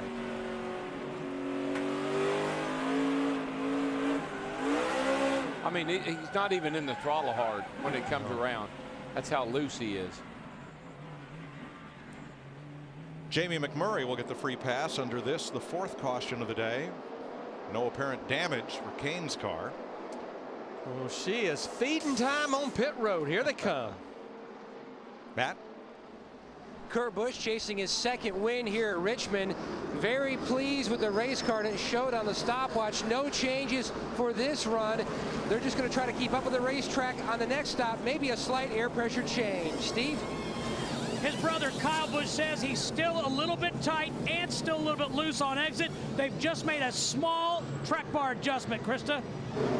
The 47 came in. Marcus Ambrose's car was loose. They put the air pressure back, and the track position gain worked for Carl Edwards. They took 2 on the last stop. It was 4 right here. Dick. Denny Hamlin pitted out of 2nd position, is racing for the lead. Looks like he got it coming out of pit road. They made just a minor chassis adjustment to that car on that pit stop. Hamlin gets out first. 151 laps complete, and the Crown Royal presents the Russ Friedman 400.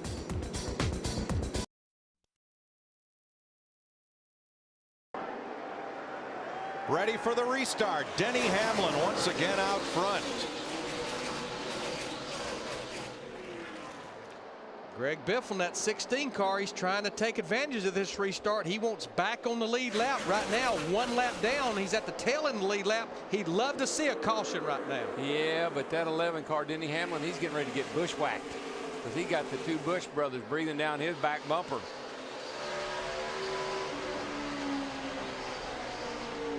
Looking at Casey Mears there in the 07 car. If we got a caution for the time being, he would be the free pass car, the first car 1 lap down behind the leader. There are 11 cars 1 lap down with that long green flag run. Biffle's doing a pretty good job of staying out in front of Hamlin, but Hamlin is not yet under any pressure from Kyle Busch. Kyle Busch is under pressure from Kurt Busch, his brother, in that blue 2 car. Yeah, the 18 car, Kyle Busch had a nice pit stop. Picked up a couple of spots in the pits. You know, Darrell, I remember there was nobody Donnie Allison liked better to beat on the racetrack than his brother Bobby. And I've got a feeling the Busch brothers kind of feel the same way about each other. Well, I loved last week when I was talking to Kyle, you know, and he said he and his brother, they get along just fine off the racetrack, but their philosophy on the racetrack is quite different. He said, and he was complaining about me passing him on the outside. He said, but I wanted to tell him, but I was afraid to. But that's the way we do it in the front these days. Well, I think Kurt's learning how they do things at the front here last few weeks. Kurt this year. Kurt was probably watching that interview. So Denny Hamlin gets by Greg Biffle in the 16 car, and now Kyle Busch will go by him. So Greg would be the first car 1 lap down to get the free pass should we get a call. And no, you play musical adjustments here for a little while because you try to tighten the car up maybe a little bit too much. Maybe you free it up a little bit too much. Kind of go backs and forth here and hopefully have it right at the very end. Here, let's have a look at what happened from Dale Jr. That's Rudiman just ahead, and you'll see Montoya come into the picture there as Rudiman came across looking for the bottom. Boy, I don't think he had any idea that Juan was there because the Rudiman in the 00 started to turn down, and here comes Juan Montoya in the 42 underneath him. Tell you what, looking at Dale Earnhardt Jr., the 88 car, he's back there in the 23rd position. Dick Bergman was telling us at break that there is nothing about this race car that he likes right now. Not the way it drives. He's even a little bit aggravated with his spotter, I think, even right now. Well, that's going to make old buddy of mine, Rooster Alexander, at home very unhappy because this is his 88th birthday, and he told me to tell Dale Jr. to win the race for me since it's my 88th birthday. I might have to get out. I think we're going to have to work on it, Rooster, if he's going to win tonight.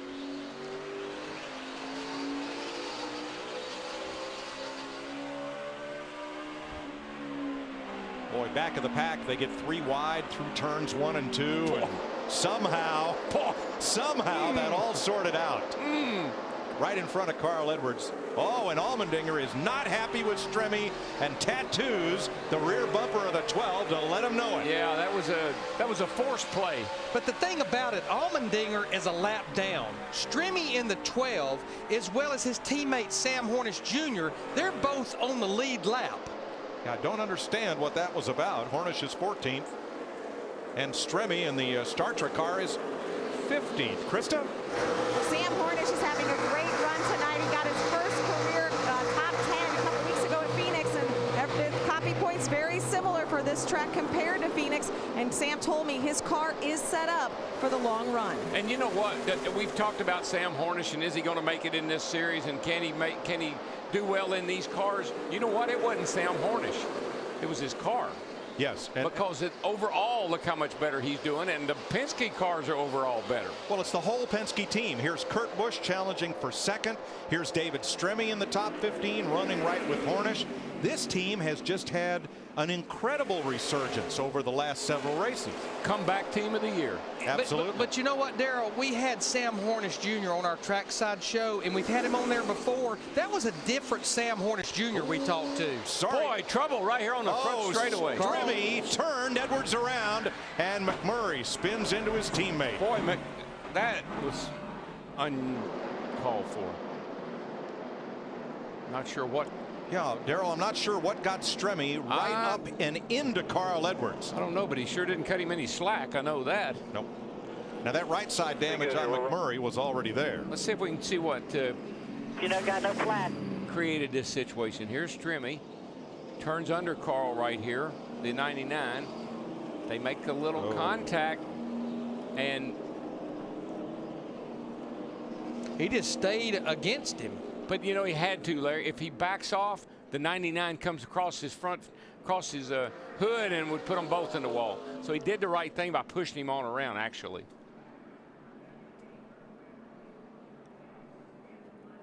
Boy, Matt Kenseth just barely got by. Boy, that would have been 3 Roush Fenway cars in one lick. Now, Carl Edwards did get going, and he stayed on the lead lap. You could see what happened to Jamie McMurray. He had to check up because of the 44 Allmendinger, and that's what got him turned around. Wow, you gotta love short track racing. It's fast and it's furious. That was an Unchained Melody right there.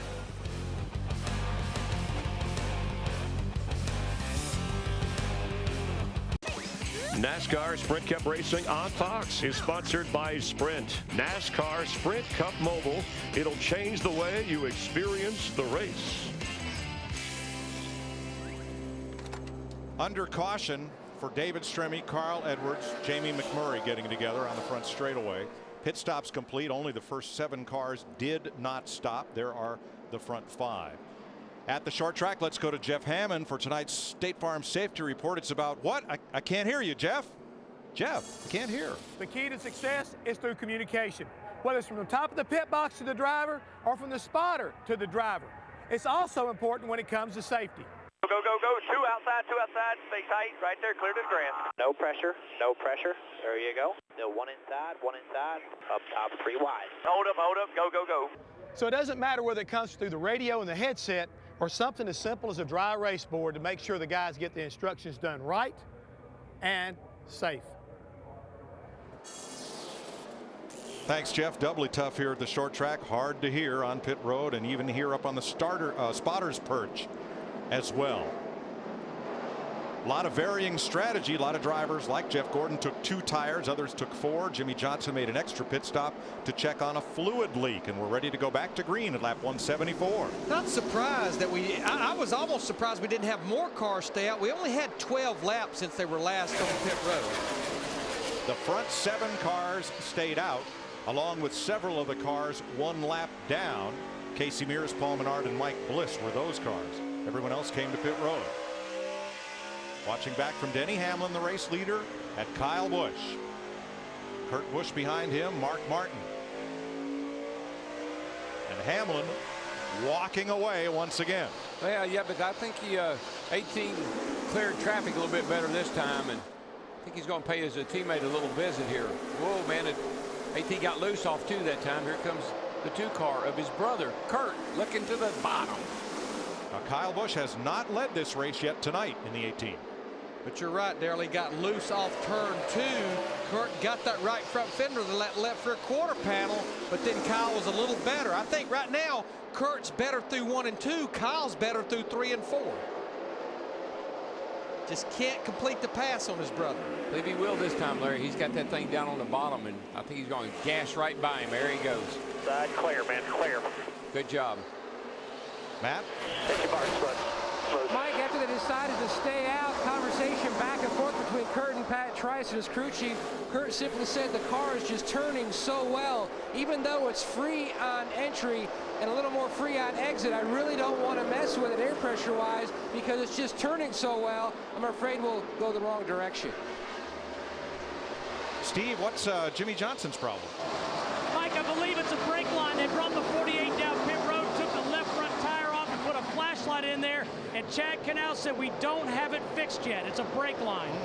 So they definitely could use some more cautions. He's still on the lead lap back in the 22nd position. Of course, what really got him behind was that speeding on pit road a couple of cautions ago. Well, here's Johnson's teammate, Mark Martin, in the 5. Right up against Kyle Busch. Like the way Mark just hangs around, you know. You don't say much about him, but he's always up there in the first 4 or 5, waiting. He's just lurking. But you just knew the way he ran at Phoenix a couple of weeks ago that he was going to be tough here. Oh, yeah. Boy, Stremme just put the 17 in the wall by accident. They were 3 wide. Jimmy got into Logano, and Logano goes up and almost hit the wall from Jimmy Johnson. A lot of contact down there. Yeah, and the 17's got quite a bit of damage, I believe, to the right side of his car. And, you know, Jimmy Johnson, if he's got a brake line loose or leaking, he could be having some real brake issues. You can see the right side of the 17 all scraped up. Watch this. They're 3 wide here. Come off turn 4.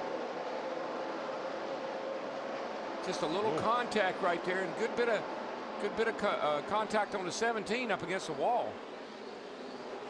And from on board Logano. I mean, you can get by with 3 wide until you get late exit of the corner. You just run out of real estate. I tell you, that was a hard lick on that 17 car. Right now, Matt is back in the 21st position, battling Jimmy Johnson in the 48 car. The good thing for Jimmy Johnson is the front and rear brake systems on these cars are discrete. They do not share any fluid. They're separate systems, so he'll at least have 2-wheel brakes. He's got brakes. It's just going to be a handful to drive till they can get it repaired. You can see he can't get in the corner right now. Plus, it will change the balance.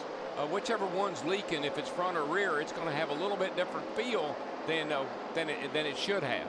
Tell you what, Mark Martin just continues his march. Drives by Kyle Busch. That moves him into the 3rd spot. Right now, about 2.5 seconds behind leader Denny Hamlin. See Ryan Newman in that 39 car. He's lurking back there as well. I like Newman. Boy, I tell you, he's been running so good lately, Larry. And just think about that poor team. They started the year off disastrous, but they have really, really turned it around. Tony Gibson and his crew chief, they've had some great runs here, and they're lurking right outside the top 12. Yeah, they're only 30 points out of 13th. In fact, over the last 5 races, they have gained 19 spots in the points. And there you can see. Yeah, poised to move up again tonight. Matt? Mike, Tony Gibson told me knowledge is everything. In fact, he went back to a setup they used here a year ago with Mark Martin. They finished top 5 in both races. They unloaded with the exact same setup, and it was just as fast. The car in front, Mark Martin, who he worked with last year, his car just too free early on. That's his biggest issue. It's really come in nicely now. Well, I don't think there's any doubt the track, you know, because of the rain we had, there was no rubber on the track. So obviously there's going to be a big swing in the track conditions. Now, a guy we've not talked about is his teammate and his car owner, Tony Stewart, in the 14 car. Tony started in 16th position. He's up to 11th. And Darrell, I love what you said in the pre-race show. It's not one of his favorite racetracks. It is his favorite racetrack. Got his very first win here in his rookie season back in 1999, September of that year.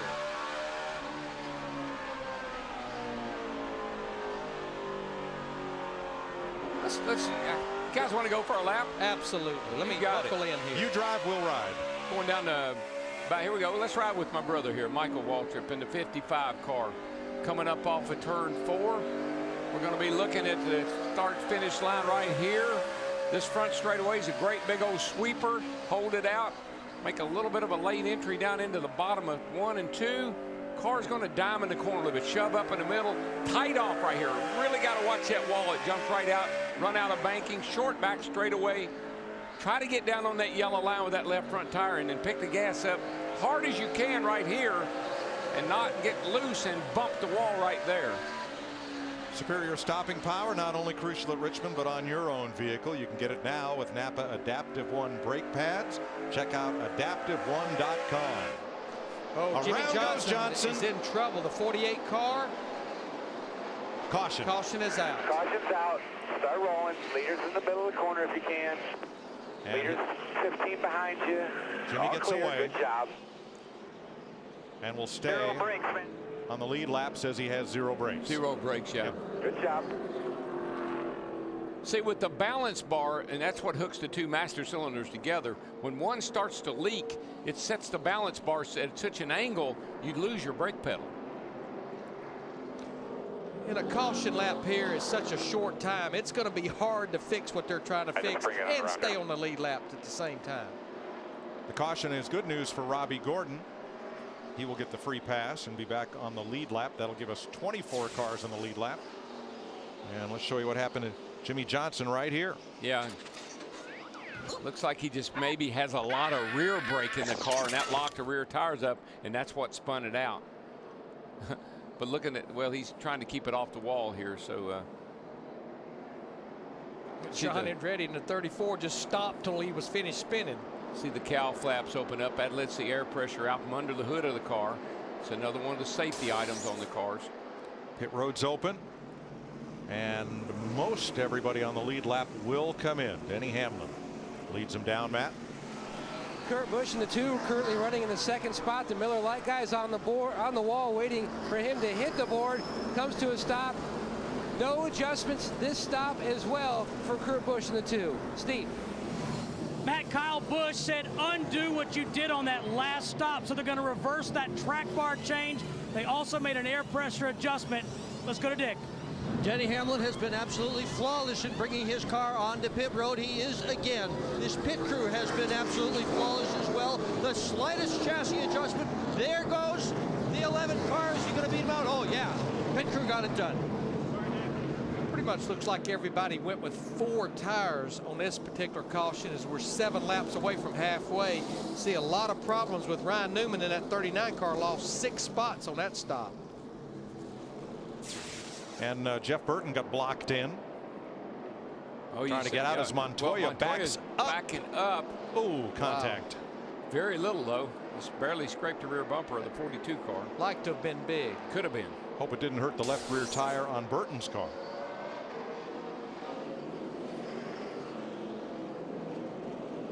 Jamie Mack makes a stop.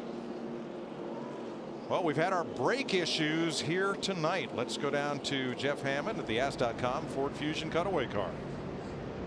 Guys, we've been talking about the brake problems on the 48 car, and Darrell keeps referring to the way the master cylinders are set up on this car and the balance bar. Let me show you where he's talking about. When you look underneath the dash, here's the brake pedal.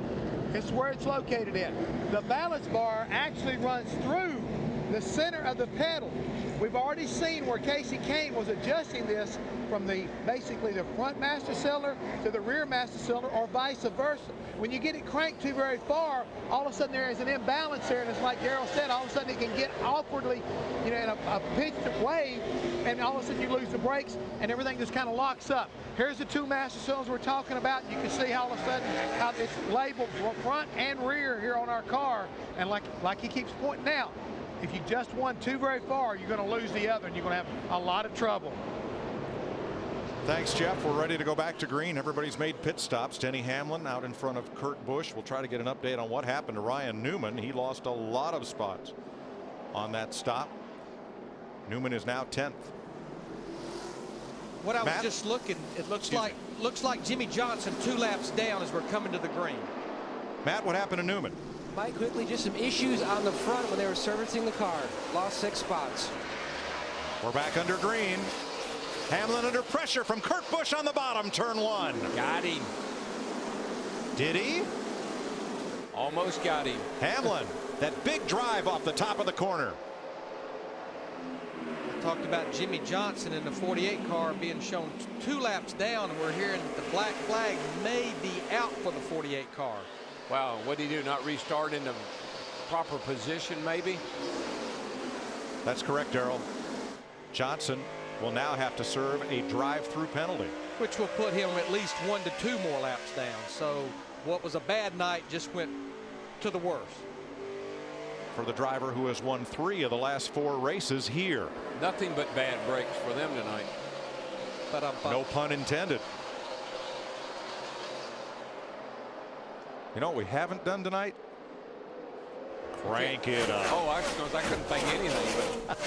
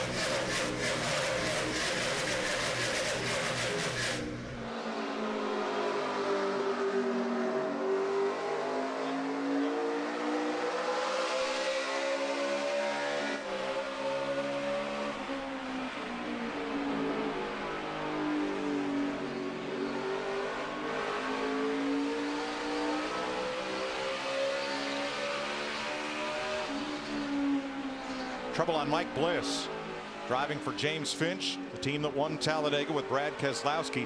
Very slow down the front straightaway and trailing the field. Was running mid-pack 1 lap down. I just put my foot on the brake and it just violently shook and took off into the wall. Didn't hit the wall. A lot of brake problems tonight. Yep. This car requires a lot more brake than what we're accustomed to seeing here. It's just you got to slow this car down so much to get it in the corner. Takes a lot of brake. Bliss gets to pit road. Without incident, we stay green. tell you, a guy in a team that's made a nice recovery, you know, on that first caution, he was about to go a lap down, Dale Earnhardt Jr., and I wanted to make sure that they changed 4 tires on that last stop, and they indeed did. And he's just outside the top 10, back in the 11th spot right now. That's not a great recovery. That's an incredible recovery. I've been watching his car, and it was dog meat.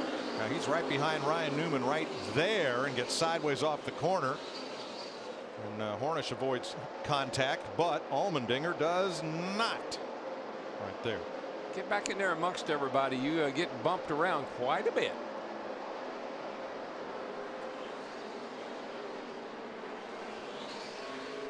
But considering they were outside the top 20 for most of the first third of this race, now they're sitting there in their 11th. That's a great recovery. It looks like he's just going to drive by the outside of Clint Boyer in that 33 car. If he can, it'll put him into the top 10. But pole sitter Brian Vickers is right there just in front of Junior. Now, as Jeff Hammond pointed out just a little while ago, Brian Vickers is 1 lap down back in the 31st position. I don't think that was a good idea. 3 wide worked last week at Talladega. It will not work here. I'm not a big fan of 3 wide anywhere, to tell you the truth. When I'm driving. It's all right up here. It's nice up here. I like it up here. You can go into that corner 3 wide, but it's hard to get off turn 2 come 3 out. wide. Yeah. Mike Bliss has taken his car to the garage. Jeff Burton pulls down on Dale Jr. for 10th. Or 12th place now, rather. Junior was fighting for 10th. The battle is now for 12th.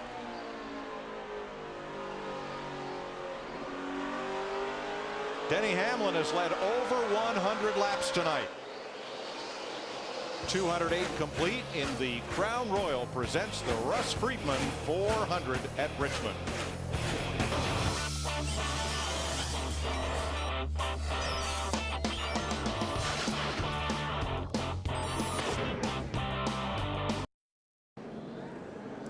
We're under the 7th caution of the night, and Denny Hamlin gets beat off pit road by Ryan Newman. Sam Hornish gets out 2nd, Mark Martin 3rd, and Kurt Busch 4th.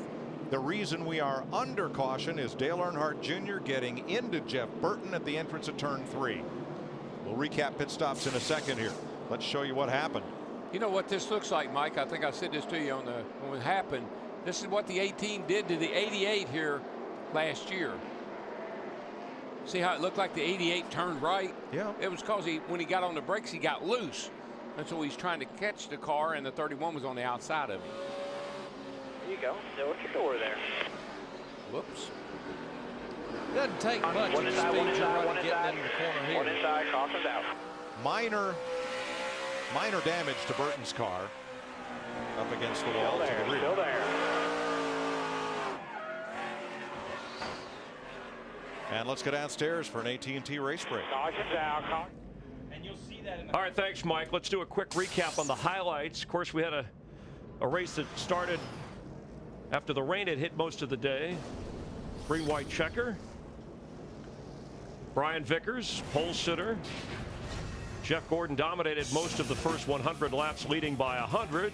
Rain didn't really affect things, just a slow, smooth start. Kurt Busch, your points leader, coming in, passes the track favorite, Denny Hamlin, who has led the most laps tonight. But Carl Edwards currently running 16th, and Strebe from behind. McMurray's involved, slipping and sliding. His car wasn't running well all night.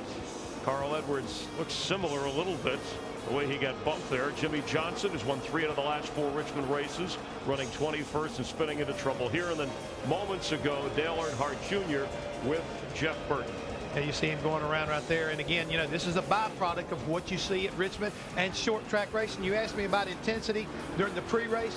This is what you're going to be seeing the rest of the night. This is short track racing at its finest, Chris. Beating, banging, guys not giving, taking. It's just the way you're going to do it here. And the crews and pit crews staying on top of things as Martin Truex Jr. as we cycle through. Ryan Newman is hanging in there so far this evening. Oh, it's incredible. I just got word that the 88th driver of Dale Earnhardt Jr. radioed to tell Burton's crew, hey, sorry about that, did not mean to get in the side of you, but hey, you're not supposed to be saying you're sorry when you're short track racing. That's part of it here. Any thoughts early as we are under caution here and get ready to go green?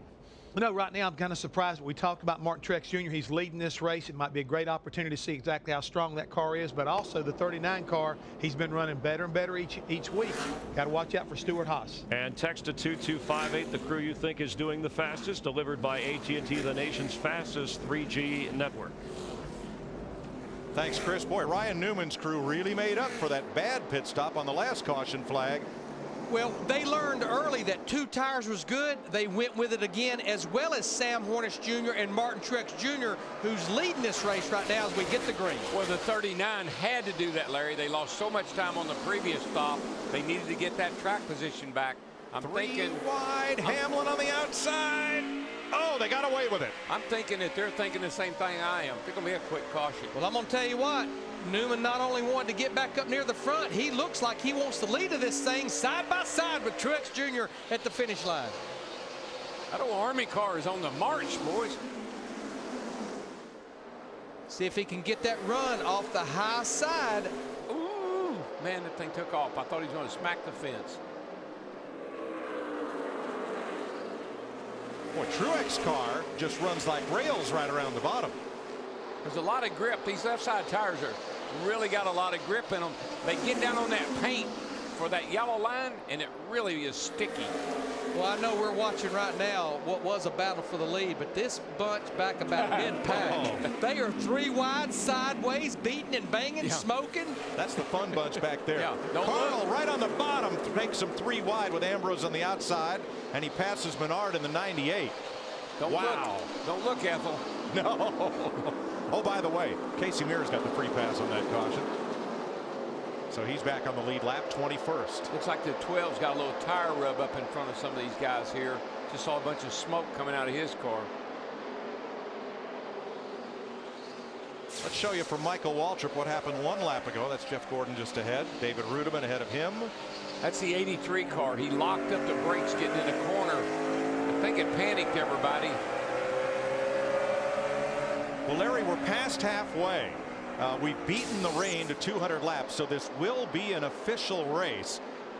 How does strategy play out now that we've got 180 laps to run, and it looks like we're going to get it all in? Well, it's a one-stop race on fuel, but what I've seen, if you run maybe under 20 laps, 2 tires looks like it works pretty good. If you run much more than that, I think you have to come to pit road and get 4 tires. Yeah, I think so. I mean, I want the comfort of 4 tires if I can afford to get them.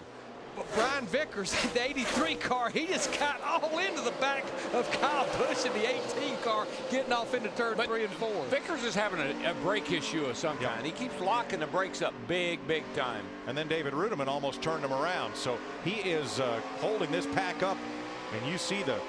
I think he's getting ready to take a little ride into the 3rd turn here. There it goes. Bye-bye. And that cost Kyle Busch 2 spots. No, he doesn't care. I mean, it just doesn't, it really doesn't matter that it cost him 2 spots. He got his message across. Don't mess with the bull.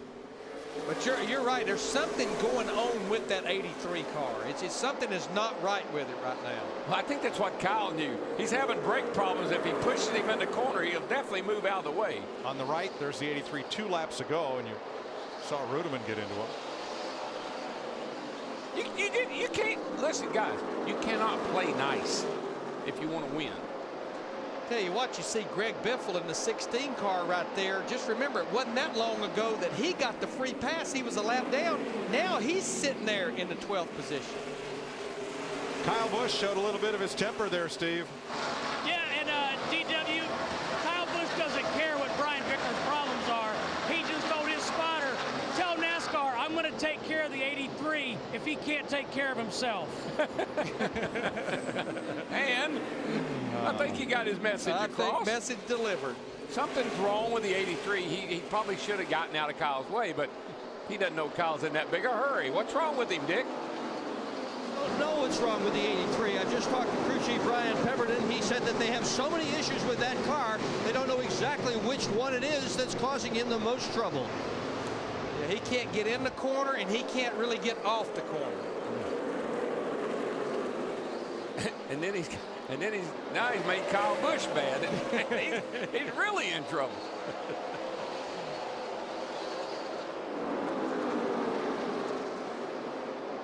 The top 12, when we come back here to Richmond in September, will make the chase for the Sprint Cup. Terminator Salvation, We Fight Back, shows you the drivers who are on the outside looking in, trying to fight their way back into the top 12. Terminator Salvation opens everywhere Thursday, May 21st. And if you look at the first 5 years of the chase, 2004 through 2008, the numbers say 80% of those top 12 drivers that leave here in the top 12 from this spring race, that they're also there when we leave here in the fall. So kind of a comfort level based on the numbers to be in the top 12 when the checker flag waves tonight.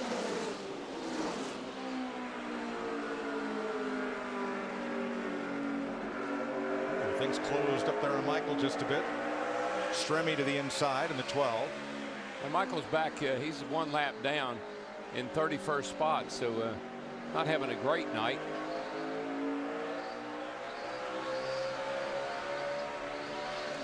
We have 24 cars on the lead lap. Out of the race, Mike Bliss, David Gilliland, Joe Nemechek, Tony Raines, Scott Riggs, and Dave Blaney. Meanwhile, Sudden Sam, I mean, all the Penske cars are having quite a good night. Sam Hornish running in 7th, Krista. That's right, Mike. Sam, I am right now. They did a 2-tire stop on their last stop. Sam actually apologized to the crew. He said, sorry, guys, I was a little bit asleep on that one. Crew chief Travis Geisler saying, yeah, I wasn't going to bring that up, but that's okay. We don't do 2-tire stops that often. They just made a little bit of a strategy move for the weather. They know the rain is still a ways off, but why not get up front? Jeff Hammond. Guys, I had an opportunity to talk to Roger Penske before the start of this race, and I made the comment in the pre-race. He is proud as a peacock the fact that, you know, Kurt Busch is leading the points, but he is especially proud of what Sam Hornish has been able to accomplish because of the fact that he's been able to do this without any kind of really good testing. It's been very difficult for him. And he says right now, Sam is developing that confidence. And he said, oh, by the way, David Stremme and that team is starting to come together. And basically, on a whole, he feels like this is his year to kind of turn it around. We're seeing a battle for the lead right now. The 39 car of Ryan Newman is trying to get around Martin Truex Jr.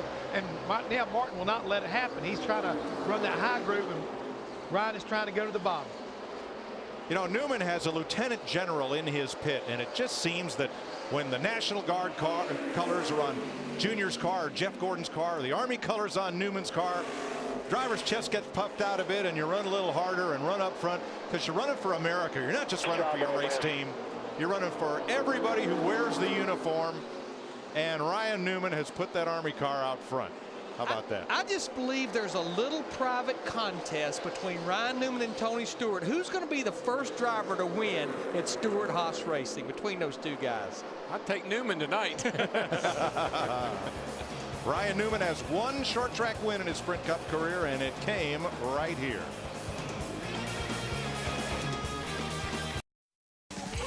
NASCAR Sprint Cup Racing on Fox is sponsored by Toyota, moving forward.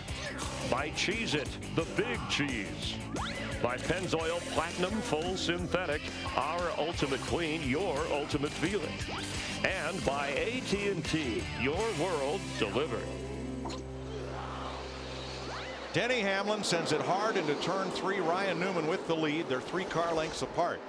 As Ask.com has a question for you, get the answer there and enter the Ask.com NASCAR Challenge at the official search engine of NASCAR. I think Ryan Newman's drive off turn 2 is about all that's allowing him to keep the lead from Denny Hamlin right now.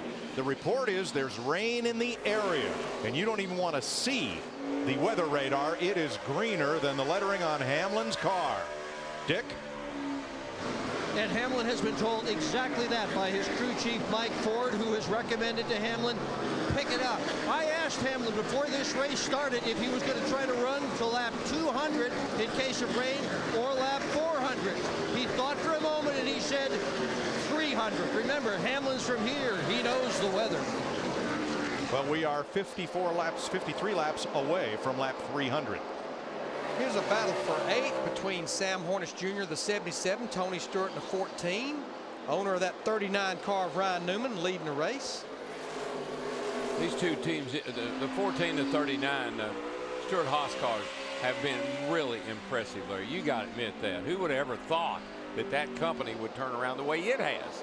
I think it just goes to show you our sport is about people and not just the drivers. There's been driver change over there, and there's been a lot of people change. Hamlin, I think he knows that weather may be close. He's going to drive to the bottom, get to the inside of Ryan Newman in that 39. Newman gives him plenty of room on the inside, and I don't think it's going to put up a lot of fight right here as Hamlin slices back to the lead. Yeah, Ryan really can. He got 2 tires, and you know, it's about the point where they'll start to give up a little bit. And the 11 got 4 tires. It's about where they will pick up. And away he goes. Yeah, the 2-tire strategy, you're banking on not a long green run when you do that. And the green came out at lap 218, 32 laps ago.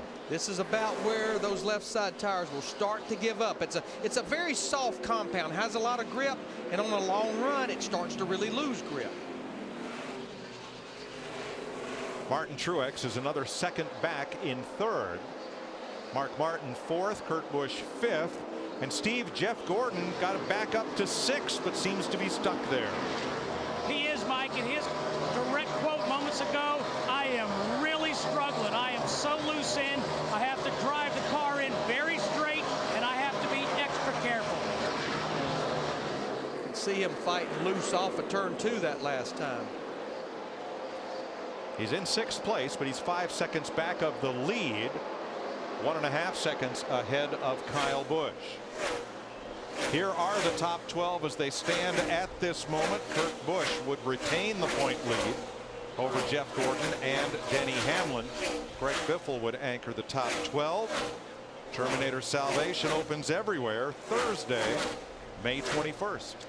That would be Ryan Newman's first appearance in the top 12 in 2009. You see, as they run now, he's up to the 10th spot. But now my man Rudy Tootie, you got to admit, he's sitting there in 9th place right now in the points. He's running 10th on the racetrack. This guy goes quietly about his business every week. He ends up in the top 10 and is hanging in the top 12 in points. Pretty impressive for that team. And to be 10th right now, he's had to overcome a pit road penalty. Yeah, he had that tire getaway. There's a look at Rudiman. He is 9.8 seconds off the lead. Car looks good. He's been doing a nice job. We haven't talked about him much. Kept his nose clean. I'll tell you another guy that's had a good drive tonight. He started back in the 29th position. Juan Pablo Montoya, he has made his way to the top 12 as we watch this battle right now for 3rd place. Remember, Martin Truex Jr., another one of the cars that went with just 2 right side tires on that last stop. And I think we're starting to see that that's not working on the long run. But back to Montoya, we had a unique schedule here this weekend. We had 2 hour-and-a-half practice sessions yesterday. Qualifying, NASCAR didn't impound the cars, but there was no practice. Brian Patty told me before qualifying they changed everything but the engine and the driver on that race car. Wow. Martin Truex is going to slide a little further back with that 2-tire strategy as Kurt Busch working his way back toward the front mat. He's up to 4th. Kurt Busch, one of the faster cars early on, looking ahead to the next segment we're going to complete here. He says right now we cannot win the race the way we are. He said the car is just way too free. Pat Trice is looking at a combo ladder of adjustments on their next stop. Going to go a track bar adjustment and at least 1 air pressure change. Matt, what's his demeanor on the radio? Several races ago, we heard he and Roger Penske in a big dust-up on the radio when nothing was going right for Kurt. What's his attitude right now? Mike, it's been cool and calm on the radio all night. In fact, before Kurt came to Richmond, he stopped off in Virginia Beach, Virginia. He saw a bumper sticker. He liked it, brought it with him, and a lot of times Kurt likes to put a little message on the dash just to remind himself of different things during the race. This sticker on the dash tonight was simply a circle with a red line going through it and a few numbers and question marks, basically a no cussing sticker on the dash for Kurt Busch. With the captain on the other end of the radio, Roger Penske, that's not a bad idea. I think he probably got his ear full after the Martinsville race. You know, we talk about his brother now. Kyle, remember Kyle was complaining about the adjustment they made on the car and that they'd gone the wrong way. They made the changes. I don't know what they changed, but it really has gone the wrong way this time, because he has fallen back, and right now he's running 7th. Yeah, he's 7 seconds off the lead. Car doesn't look anything like it did early. Nope. And Mike, as far as any changes these guys may be looking for, if we stay green, we're about 45 to 50 laps away from that green flag stop. 139 laps to go in Richmond.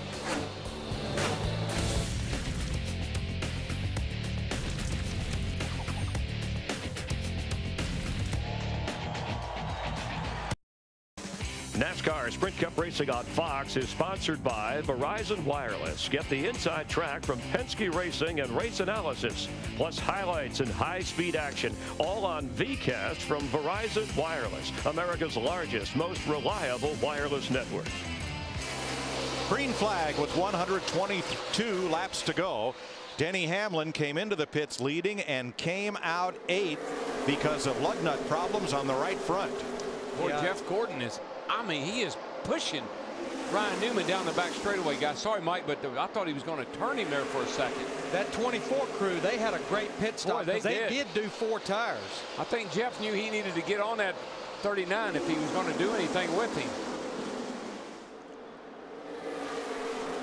So it's Newman, Gordon, Martin, and the Busch brothers. On the right, you will see Hamlin's pit stop. Lug nuts come off just fine. Good shape right there. Mike Hicks, the front tire changer. You see one lug nut, a second one, had to go after a third one. So a lot of trouble on the right front of 11. That's the reason he lost so many spots there. You see all the other cars already coming off pit road. But at least he stayed there and got them on and didn't take a penalty. Maybe a slower stop, obviously, but at least he didn't get a penalty. That's a battle for third right there between Martin in the 5, Kyle Busch in the 18. Martin's kind of pinned behind Paul Menard in that 98 car.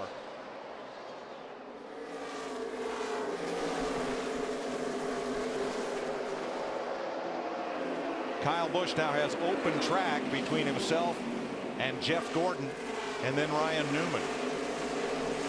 You know what I love about Mark Martin? He won't cause you to make a mistake, but he'll help you make one.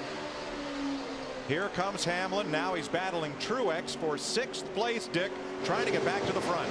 Yeah, and it was a bit of a surprise, Mike, that this crew had problems with lug nuts, because way back in December, with this new rule about the way one thread had to show on each of the studs when the lug nuts were on, these guys were all over it. They've tried different kinds of glue. They've tried different lengths of curing. They've worked on being slower and more methodical with their pit stop. Everything had gone perfectly until the money stopped in the big race. Well, the bottom line, the lug studs are over a 1/4 inch longer than they were last year. One crew chief told me it used to take 6 revolutions to tighten the lug nut with the old lug stud. Now it takes almost double that with this new lug stud. Well, Larry, you just said this, and I'm not sure that I understand, because I was under the impression the stud's the same Turn length, 2 has more threads on it. Greg Biffle's in the wall. Sorry, Darrell. Try to get it going. No caution. Try to get it going. Come on down the hill. Nothing coming. 20 got us. Yeah, Larry, I thought that the studs were the same length. They just had more threads on them. Well, I think what I'm describing is the length of the threads. Yes, the length of the threads. I'm sorry. Yeah, because I've had a lot of people ask me how much longer. The studs are a lot longer. Yeah. Right in front of Joey Logano there is Biffle coming down to get on the part of the racetrack where there's traction, and Logano was already coming up the racetrack. 3 into 1 won't go. 3 wide. We've already seen, a number of times tonight that could have happened a lot tonight, because we've seen this on a number of occasions. I think Biffle's car is going to be okay. And Jamie McMurray will get the free pass as we're under caution for the 9th time tonight.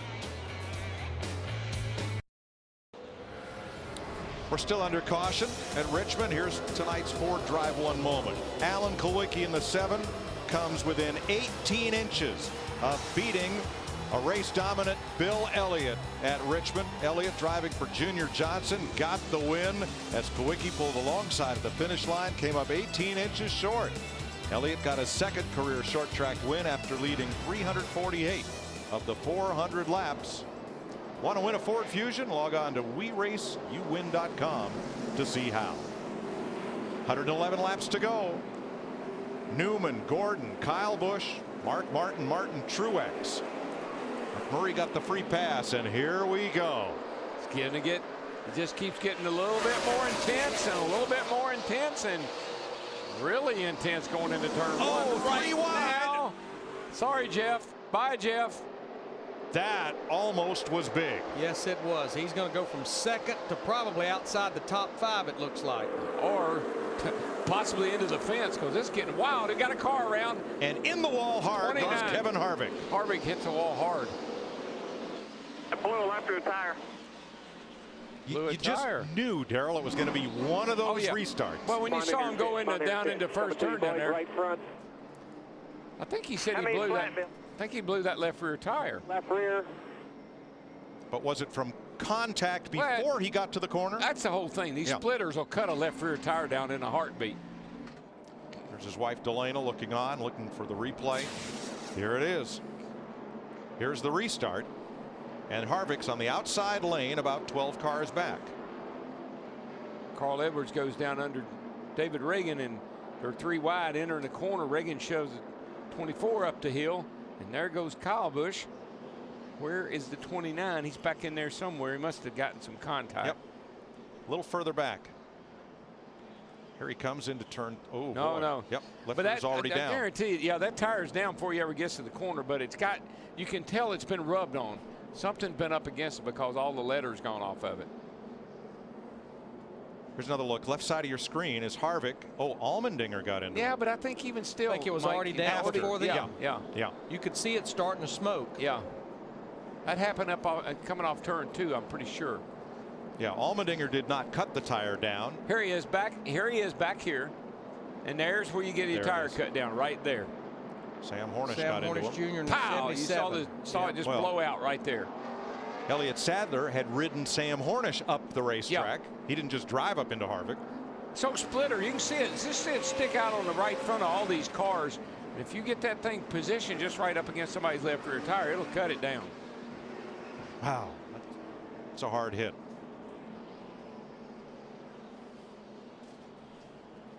Carl Edwards does get the free pass. That'll make Jeff Gordon happy. He won't be down there underneath him next going into turn 1 this time.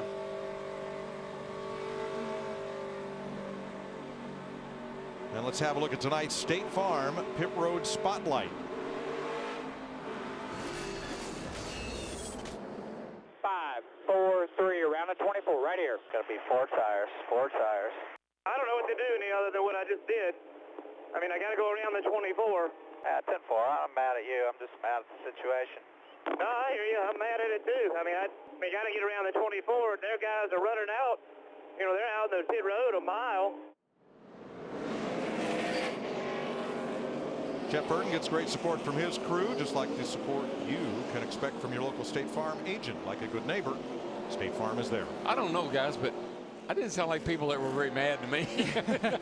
I don't sound like that when I'm mad. Do you, Larry? No, not even remotely.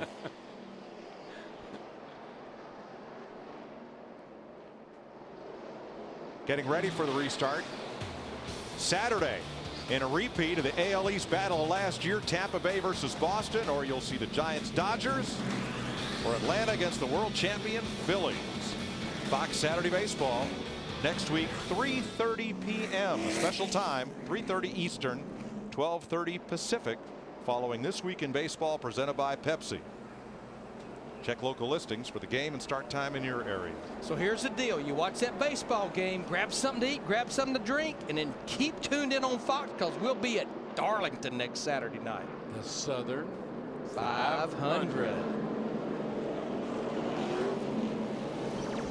You can get the answer to this at Ask.com and enter the Ask.com NASCAR Challenge.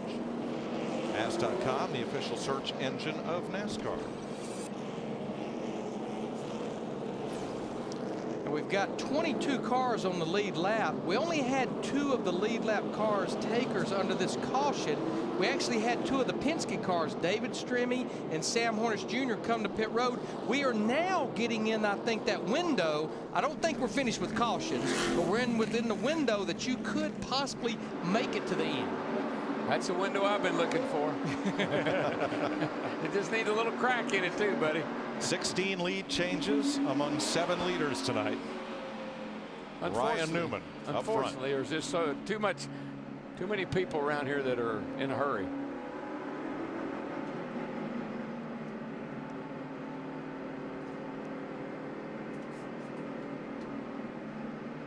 Checking downstairs at the front desk of the Hollywood Hotel.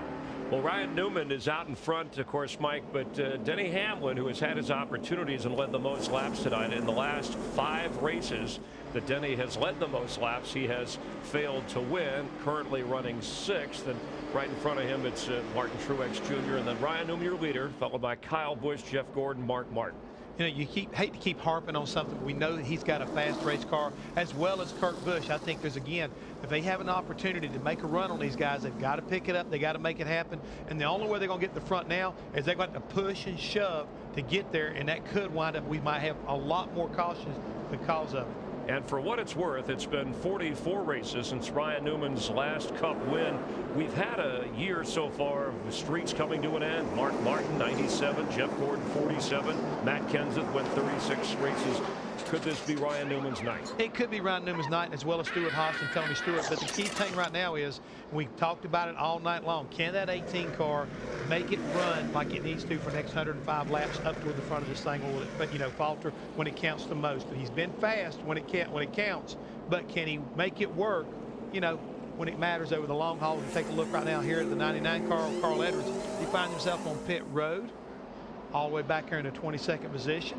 And speaking of pit road, let's talk about, as we always ask people to text in at AT&T, your picks for the fastest pit crew. And you've Kurt Busch, Denny Hamlin, and Kyle Busch. Also, Ryan Newman has been added to that. Correction on my part. Yep, Ryan Newman right there. Those guys right there, again, they've been performing pretty darn good all night long. And if you text to 2258, we appreciate the vote. Looking for a help from above. So far, they're looking for that weather help. The rain has held up so far, and that's one of the things that's worth talking about. Oh, and they'll take it any way they can get this victory too, Chris. You know, when Mike was talking about the Army or any of the service cars that have been sponsored, of course, this the Russ Friedman 400 named in his honor, who was awarded 2 Purple Hearts. And here to watch the race, someone who served in the Marines.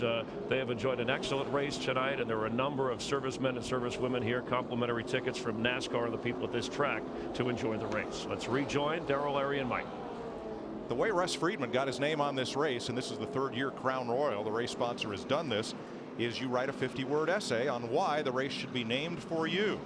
Friedman, we've mentioned, received 2 Purple Hearts in Iraq as a Marine. He's no longer on active duty because of his injuries, but he said, I want this race in my name so I can share it with everyone who wears the uniform.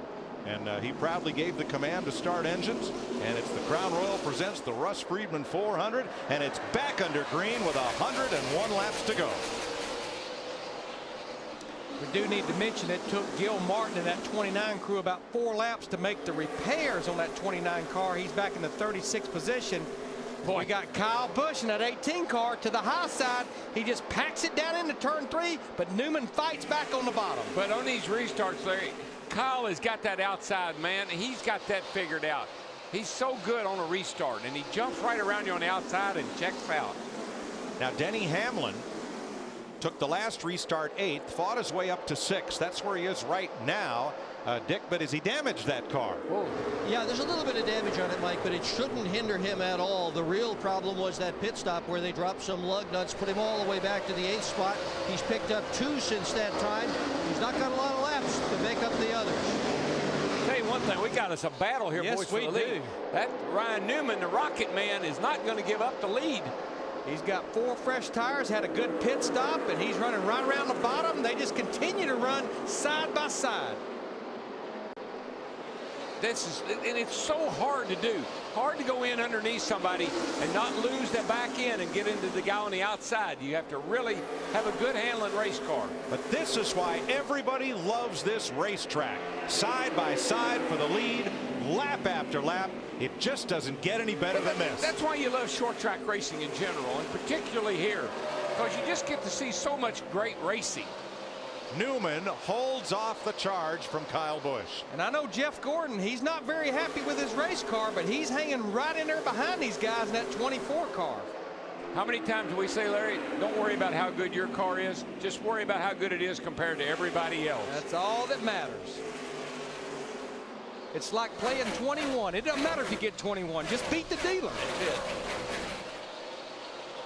Mark Martin underneath the lap car of David Reagan, trying to move up and be a part of this lead battle, bringing Martin Truex with him. Hamlin behind them. Hamlin is 2.5 seconds off the lead. For most of the night, he's had the fastest car here, and Hamlin has led the most laps, 148 of them. The Hamlin car, the 11 car, just seems like it takes quite a few laps for it to really come in and be better than everyone else. But Darrell, I don't know how many times at this race have we seen in the second half a pit stop cost the best race car of the race. Yeah, but I think there also the other thing is we talked about cars that are good on the long run, which I know the 11 is, but that may not pay off tonight. We got these cautions coming, and we got a lot of hard racing going on. Got Turn trouble two. in turn 2. It is Marcus Ambrose. And Ambrose is round hard into the wall. And that'll be caution flag number 11. And that's it. This is what we're going to see from here on out. See some heavy, hard racing with a lot of contact. And Marcos was up in about the top 16 or 17. Let's see what happened to Marcos here. There he is on the outside. Probably get a little help here, most likely. Let's see what happens. And not too politely. Just slightly. There. Sam got him. 77 car of Hornet. And that's the thing about this first turn on this racetrack. It's so wide going down the front and into turn 1, but you just can't make the corner when you're out that wide and somebody under you. And look, there's Carl, there's Jamie. 4 Roush cars are right packed together. They all missed it. Well, here's what's interesting. Pit road is full of cars. Jeff Gordon stayed out. Matt. 44 races. It's his last win. Ryan Newman says the car not bad. I really don't know if we even want to touch it. To Steve. Matt, Kyle Busch says, you fixed my rear grip. Now help me turn. Help me turn this car better. 4 tires for Kyle Busch. And I don't think that the 24 car is going to be happy they stayed out, Darrell, because they have not been to pit road since lap 274, and it looks like to me everybody else was on pit road. And man, there was some serious racing on pit road too. Yes, there was. Denny Hamlin beat that group out. But Jeff Gordon is now the leader.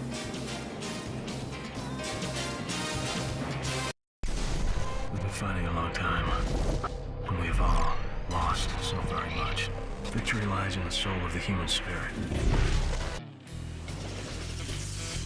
You ready? Green, green, green. Dick. Go hard, easy now. Bring it to us, bring it to us. Gas hard, gas hard, gas hard, gas hard. You ran me out of gas. Another 20 feet, I was going to run out of gas. Well, just tell him I got loose under their knee deep. I'm sorry about that. Dig. Hard. 5, 4, 3, 2, 1. Awesome job, boys. Awesome job. That's our Cheez-It sound bites of the race. All right, Jeff Gordon started outside pole. He's your leader. Been a while since he's been on pit road. Then the Fords of Edwards and McMurray, then Hornish and Stremme teammates, and the first of the cars that stopped the last time, Denny Hamlin. Well, there's the graphic right there. That tells you everybody how they pitted. All the other lead lap cars from Denny Hamlin down just this last caution on 308. And I'm not sure, you know, Steve Letarte said that they didn't come to run 10th, but when everybody else has tires, you don't. 4 wide in turn 2, and Hamlin's the one way up top. Oh, did that get sorted out? I think Denny Hamlin knows that the clock is ticking, that we only have 83 laps to go in this thing.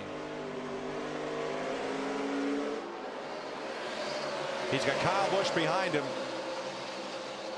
And Darrell, it's an old weekly racers trick on the short tracks. If everybody wants to run the bottom, set your car up to run the top if you plan on passing them all.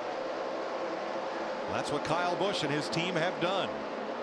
You know, Larry, if I remember right, that 99 and 26 running second and third, weren't they turning around backwards down here in the grass earlier? They were. The 99 car, though, stayed on the lead lap. The 26 car got the free pass. They pitted on lap 297, 298. And Krista, now they're in the top 5. That's right, Larry. They're actually having trouble down here in their pits. They're having trouble getting the lug nuts to stick on the tires. The crew is down here thrashing, trying to get the lug nuts to stick to the tires. They've had to stay out on that last stop. They've been working with the 17 team to try to get these tires ready. And I'm a son of a gun. That's what beat them at Texas. That's the problems they had on pit road about a month ago at the Texas race. That weather stripping cement needs to hold. Oh, a lot of smoke out of Jeff Burton, the back of his car. Yeah, 83 car again of Vickers is smoking the tires getting in the corner. And that time, Burton smoked his up real good getting in the corner. But you know, talking about that 31 car, Jeff Burton, remember, about 100 laps ago, he was up against the outside retaining wall through a lot of work, a lot of pit strategy. He's up there in 8th in the top 10. Well, that's one of the beautiful things about this car. I shouldn't even say beautiful, but anyway, one of the neat things about this car is you can do a lot of beating and banging with it, bounce it off the wall, and it seems to just keep on going. You know, honestly, guys, I think the best friends that Jeff Gordon has is those 3 cars behind him that stayed out that caution and kept him and Denny Hamlin separated by that much. Well, Larry, we've seen, though, if this goes green very long, and when you look at the rest of the field back here all wadded up, that's being pretty optimistic. But if this goes green very long, those tires on his car will start to give up, and the guys that got 4 will start to come forward. There are 6, now 5 cars between Hamlin and the leader. He just passed the lap car of A.J. Allmendinger. In front of him, Sam Hornish makes a move to the inside. How about Hornish past Sorensen? Hornish sitting there running 4th. Yeah. What a great night. I mean, you know, it's just he had a great run at Phoenix, and here he is just, oh, man, here we go. Got 5 a bunch cars of, in the wall, turn bunch 3. Of cars wrecked. The 12, the 48, the 9. David Stremme in the 12. He's been a lead lap car all night long. Now he is the Starship Enterprise is a mess. It won't power. No power, Scotty. No power. Damn it, Jim. I'm an engineer, not power. An engine builder. Whatever.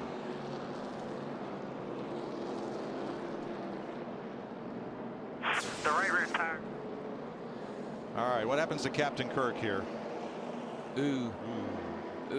Lots of things. Bobby Labonte, the 96 car, you see just nowhere for the 48, Jimmy Johnson, to go. Multiple issues. From Casey Kane. Whoops.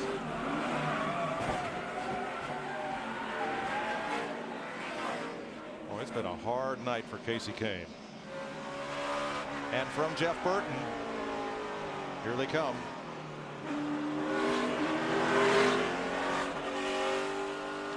You know, it's been a tough night for Casey Kane and Jimmy Johnson in that 48 car. I think the 31 is going to survive this okay. There goes Tony slipping by on the inside. Tony Stewart in the 14 got by okay. You know, we talked about Kane's trouble. He's been fighting that car loose off the corner all night long under an earlier caution.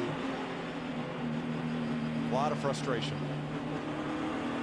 I think nothing they've done to that car has made it better. He is not very happy.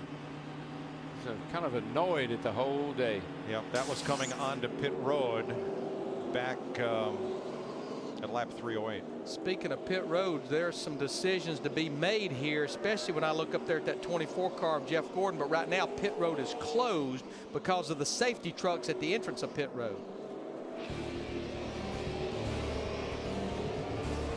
Wow.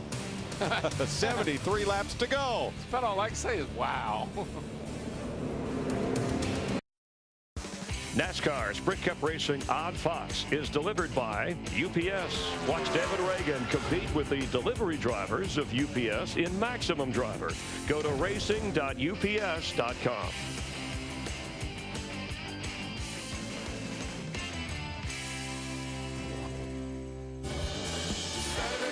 It's a new Darlington. This place is fast. The lady in black, too tough to tame, fast, fast, fast. I mean, I've heard insanely fast. This is what this track is all about.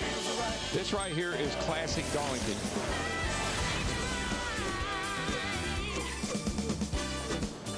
That was Kyle Busch last year. He's currently running 6th. Jeff Gordon is your leader now. He does have a couple of Richmond wins.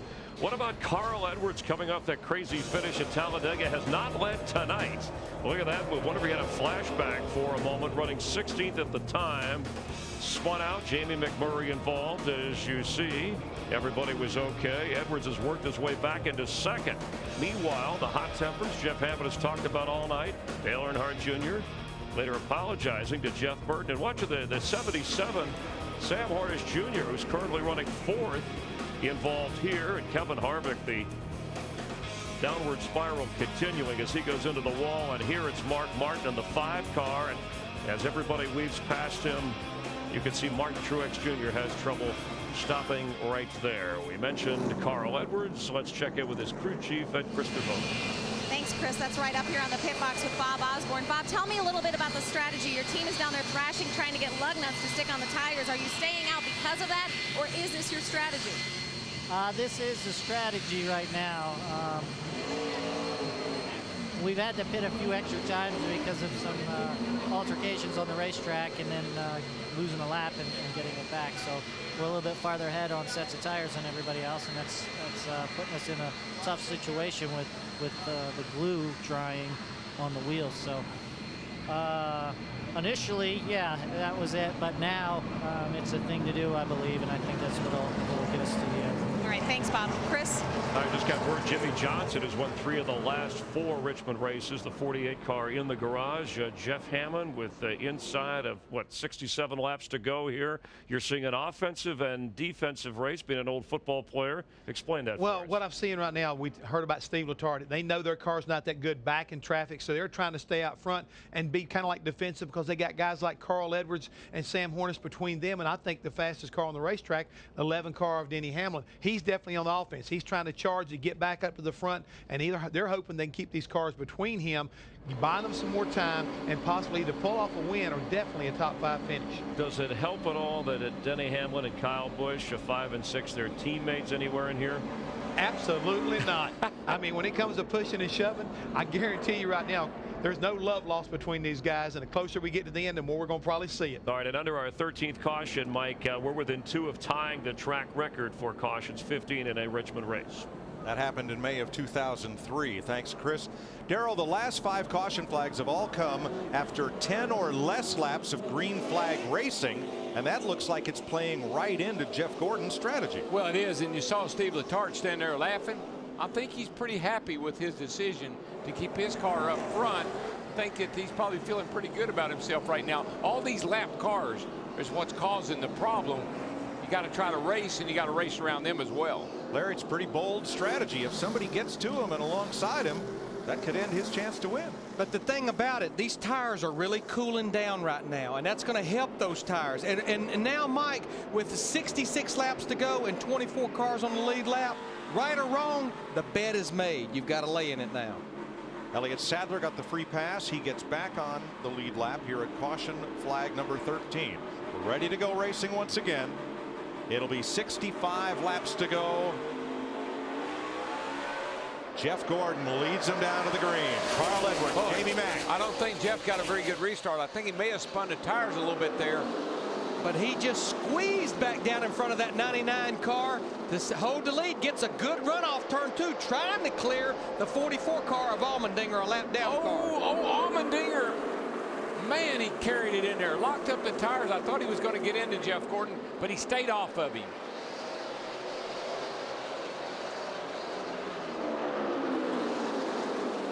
Yeah, what Jeff Gordon is wanting to hear so bad is clear. That means he's cleared that lap car. We may hear it getting down into turn 3. Look at Carl Edwards now. He's going to work that high side in the 99. I tell you, the guy that loves this right here is the outside, is that 18 car. He's back here. He's coming up into the act. He's trying to get around his teammate Denny Hamlin there. There they go right there. Plenty of lap traffic in and amongst the leaders. Leaders in the high lane. Boy, that 44 car of Allmendinger, he is not going to give up. And he has a lot fresher tires than the 24 car, trying to get back on the lead lap. He's only 1 down.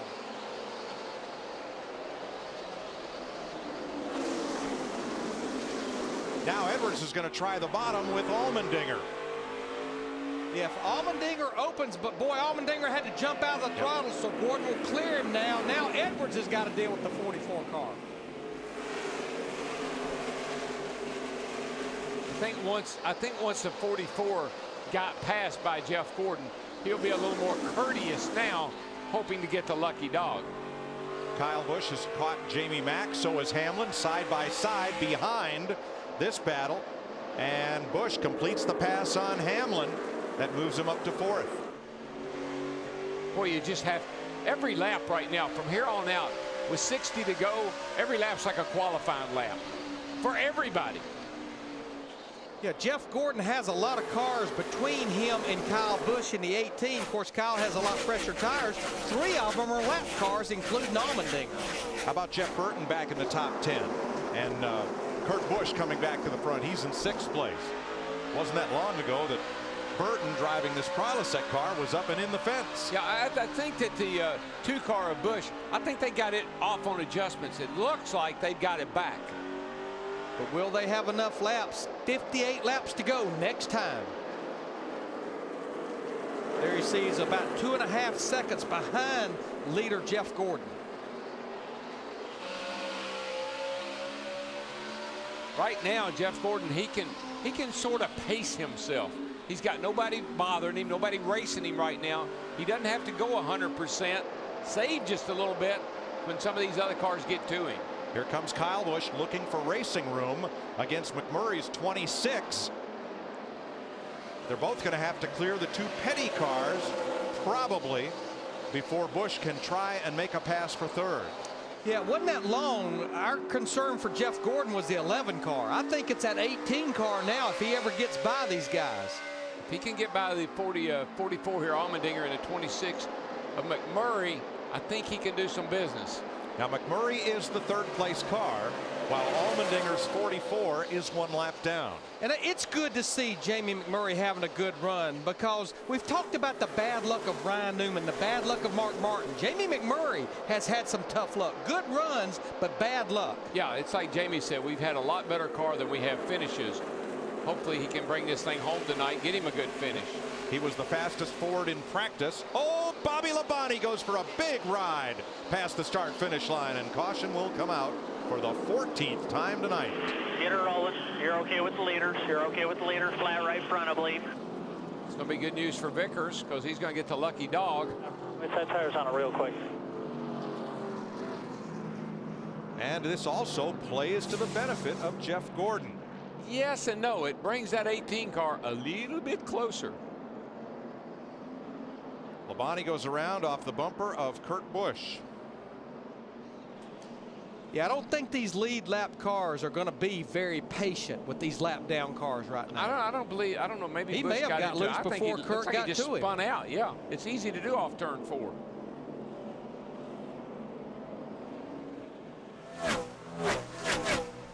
Let's say, I believe that maybe just stepped out on him. We've seen that with several cars tonight. You know, the vise just keeps turning a little tighter. We're getting close to 50 laps to go at Richmond.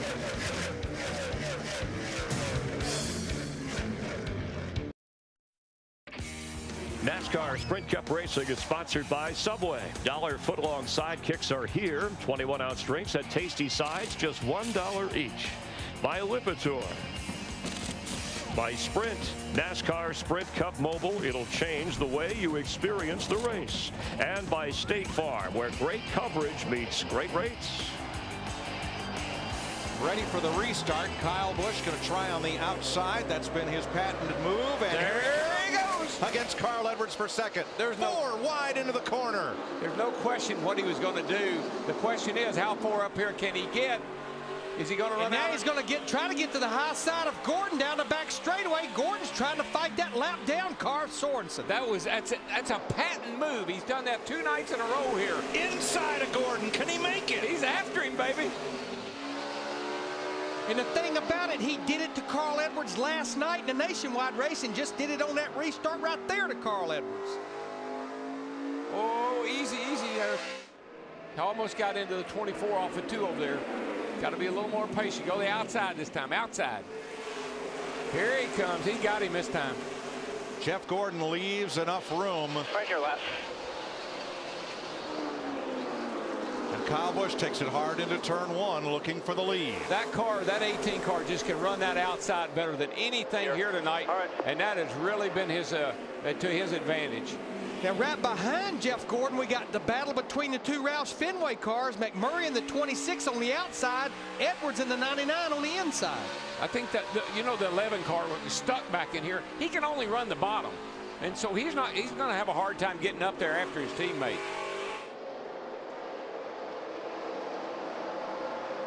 McMurray, he's going to clear Carl Edwards getting down into turn 3. Edwards is going to try to fight back, but I believe McMurray will take that third spot away. And we got the 44 is still hanging there hard, trying to get that lucky dog if he should get another caution.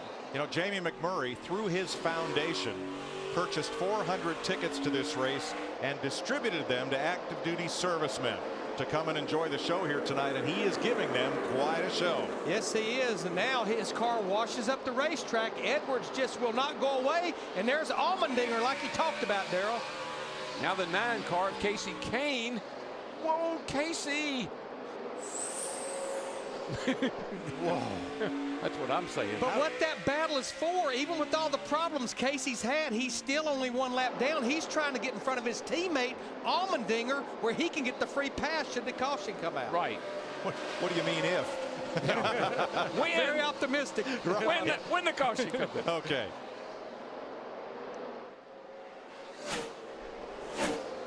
Oh, got it. Here we go. Got one around. And it's Rudeman. Rudeman just spun out down here, and I don't know. It looked like all by himself. Let it roll down there. All right, get it running and drive off. He's still on the lead lap. That will be caution number 15. I don't know. And which of the Richard Petty cars will get back on the lead lap from this caution? It should be the 44, I believe. Yep, it's Allmendinger. Yeah. And also Reed Sorensen in the 43, because he was out in front of the leader when the caution came out. So 2 of them get back on the lead lap. And I'm sure they're glad to get rid of Allmendinger. I guarantee you, he was making me nervous. There's Rudeman with Vickers on the inside. It's right here. It's like he and Vickers. Vickers been locking that left front up all night long. You see him get loose, and that's so classic of Richmond. You go in the corner a little hard underneath somebody, lock up the brakes a little bit, and bump into the guy on the outside. Saw Dale Jr. in the 31 car do that.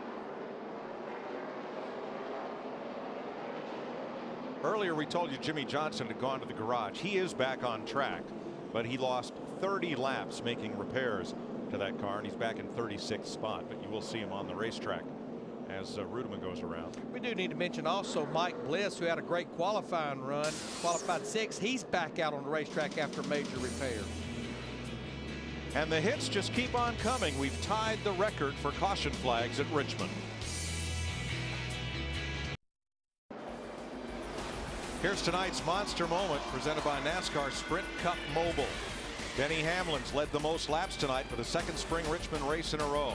But this miscue on the right front on the pit stop, 3 times to get that lug nut to hit and stay on, that has sent Hamlin out of the lead and back to 5th place. Stay tuned to NASCAR 7 days a week with in-car audio, live race radio stats, and more with NASCAR Sprint Cup Mobile. Visit sprint.com/speed to find out more. 40 laps to go. Kyle Busch out front, where he was on the final restart last night, trying to become the 3rd driver to pull off the weekend sweep at Richmond. Harry Gant did it 1991, Kevin Harvick in 2006. He won Thursday night over at Southside. He won last night, leading tonight. Whoa, man, and Jeff Gordon jacked him up there. Yeah, he did not get a good restart at all. He actually spun the rear tires just for a moment.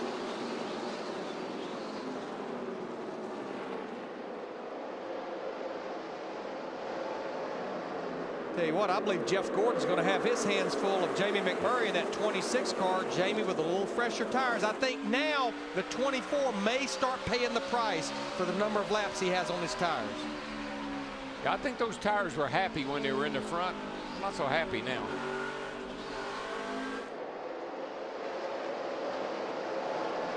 Carl Edwards is 4th and Denny Hamlin 5th. Hamlin battling Ryan Newman and Kurt Busch for 5th. And in the 24 car, it'll be like you flipped the switch. You'll be right there running good, and all of a sudden you'll just start going backwards. I'm going to tell you what, Casey Kane in that 9 car, who has just had a terrible night, he actually gets back on the lead lap the hard way. He drives by leader Kyle Busch. 3 wide and 3. Edwards on the bottom, Newman in the middle, and Hamlin up top. And they sort it out. I mean, that's all a battle for position, all 6 of those cars right there. Hamlin has got to go to the outside if he wants to pass these people. He's been running the bottom. He's going to have to get out there if he's going to go. Newman gets away a little bit. That's Burton in the 31, and Hamlin on the outside. What a log jam here in turn 4. And again, these are all lead lap cars. 3 wide at start finish. Edwards stuck in the middle and pays the price. Squirts backwards. Stewart coming. He's part of this battle for position. Boy, Stewart, he just shot out of the bottom of turn 2. Boy, 14. They wreck. Every time they go into turn 1, there's a wreck. They just sometimes make it and sometimes don't. But there's smoke, cars hitting each other. They started that wreck. They just didn't finish it. When it was all said and done, when all that kind of jumbled out, Ryan Newman, he's up in the 4th spot. Burton to the top 5. This is 7th through 13th right in this pack. Burton, top 5.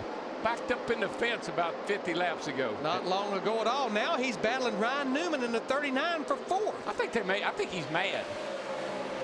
You know, he made up 3 laps last week at Talladega. He can make up a few spots here tonight. And we know he's got a fast car because he qualified really good this weekend. Yeah, qualified in the 5th position. Well, all this is helping Kyle Busch and Jeff Gordon stay out in front of this field. Jamie McMurray still in lap traffic, the 3rd place car. Now Kyle got back by Casey Kane in the 9, but Casey's content right there because he would get the free pass should we get a caution.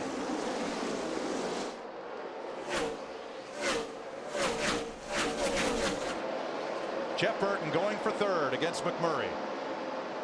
That old car's hooked up, boys. Well, the biggest thing Jeff Burton has going for him, he has about 50 laps fresher tires than these cars he's racing right now. Even the 26 car of McMurray, as well as Tony Stewart. So I think all these cars that were staying out, now they're paying the price for it.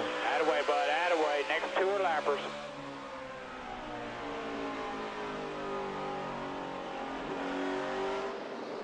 Tony Stewart coming up as well, right behind Burton.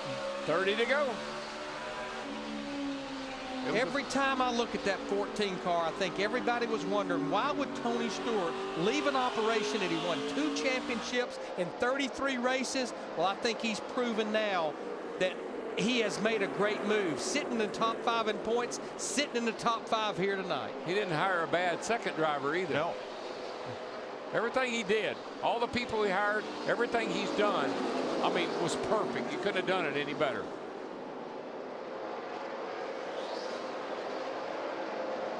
Seventh, 8th, and 9th. Kurt Busch, Denny Hamlin, Mark Martin, who also came back from a spin. Exactly. He was turned around down in turn 2. And Montoya in the 42 right in the thick of this. Darrell, I think that 11 car they have gotten off. He's going to lose a spot to Mark Martin in the 5 car, but like you say, he won't come off the bottom. No, he's got to run the bottom. If he doesn't work there, it just doesn't work for him. I tell you, the wind just came out of their sails when they had trouble in the pits. He has not really recovered from that mistake.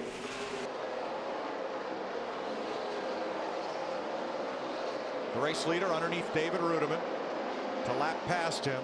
That worked out pretty good. Rudiman gave him a lot of room, didn't hold him up. 11 to go. Tony Stewart trying to run him down, and Jeff Burton not letting Stewart get away. Matt? Mike, the Army's riding with both Stewart-Haas cars tonight. On Thursday night, a young man, a corporal named Bronson Anderson, had 2 tour of duties in Afghanistan, walked up to Tony Stewart at Denny Hamlin's function and gave him his dog tags when he was in the service. Said he felt like they kept him safe, brought him good luck. He wanted to pass that on to Stewart for all he and Ryan Newman had done for the military. Stewart took him back to the racetrack. His team taped them to the dash, riding along on the 14 tonight. Well, it's riding right now with still a battle for second place with Jeff Burton in that 31 car. He's going to need some of Jeff Burton's sponsor if he doesn't watch out here. 9 to go.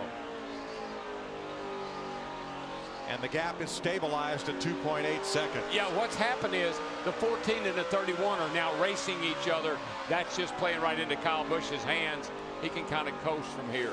I thought they were going to be able to chase him down, but now they're racing each other. With 8 laps to go, Kyle Busch has pretty clean racetrack in front of him.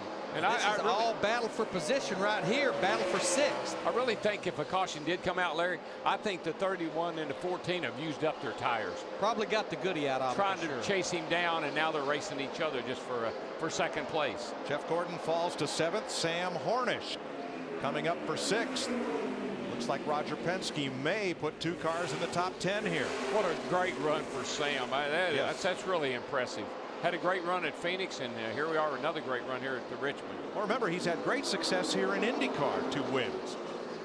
And a good turnaround. I mean, McMurray sitting sideways down here in the racetrack a couple of 100 laps ago. And like Larry pointed out, the old 7 mirrors, but the other guy that's had an incredible turn, hung in there and done well, is Marcos Ambrose. He was backed up in the fence. Looked like tonight, if you hit the fence, it really paid off for you. Yeah. 19th place at stake here. Clint Boyer, the winner here last fall, out ahead of rookie Joey Logano. Yeah, it's like Clint and that group. They just got off with their race car about halfway through this event. 5 to go. 8th place, McMurray, Gordon. Boy, Jeff is just, man, he's tippy-toeing around here right now.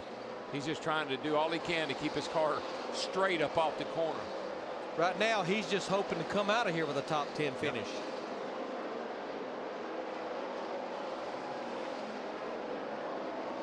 Kyle Busch with a 2.9 second lead over Tony Stewart.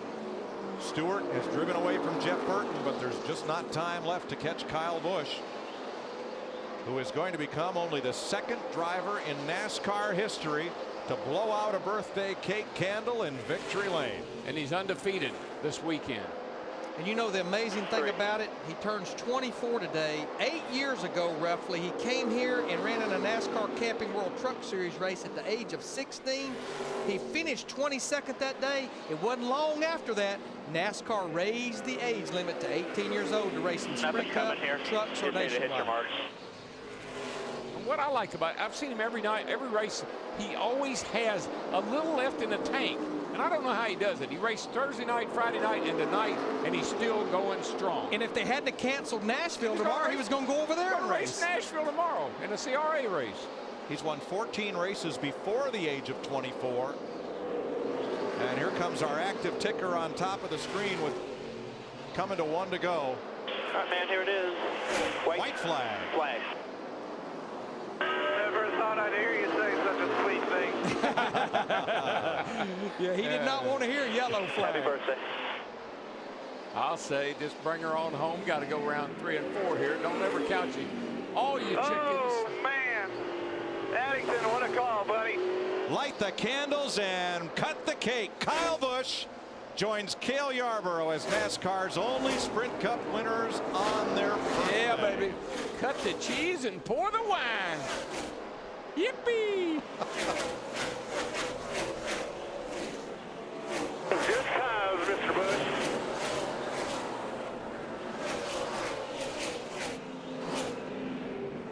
There's Steve Addington, crew chief. What a team. Addington, Busch, Joe Gibbs, JD. Sweet, man. That is Kyle Busch's 50th career win in NASCAR's top 3 divisions, his 8th of 2009. Easy now, easy there, big boy.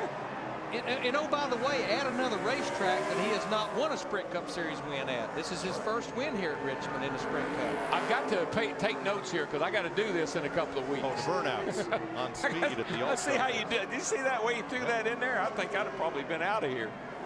It is Kyle's 2nd weekend sweep. He did it last year at Chicagoland. And it's his 3rd Sprint Cup win in 2009. All right, there's the burnout. Now I think we'll get the bow, and he'll probably hold up 3 fingers, symbolic of his 3rd win of the year. Krista, where's that cupcake with a candle? We're going to need it. I ate it.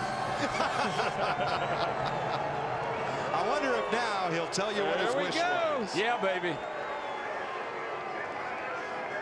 Now we'll get the flag. Oh, man, he's having a big time. It's my birthday. It's my birthday, Shorty. I'm going to tell you what, there's not a more exuberant guy when he wins a race than Kyle Busch. There's nobody that loves winning. There's nobody that hates losing more than he does.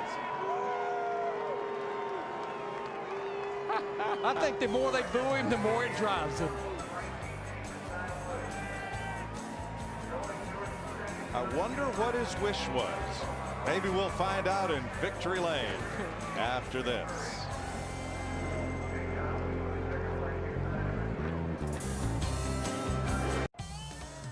You guys are awesome. May 2nd, baby. Woo! Thank you. Birthday, dude. That was awesome, guys. Awesome job, everybody on this race team. NASCAR's newest bad boy, real good, Kyle Busch, as we welcome you to the Lipitor post-race show, and his combo of victories keep on coming. First three-time winner in Sprint Cup racing this season. Our Dick Berggren is down there celebrating with him. Dick?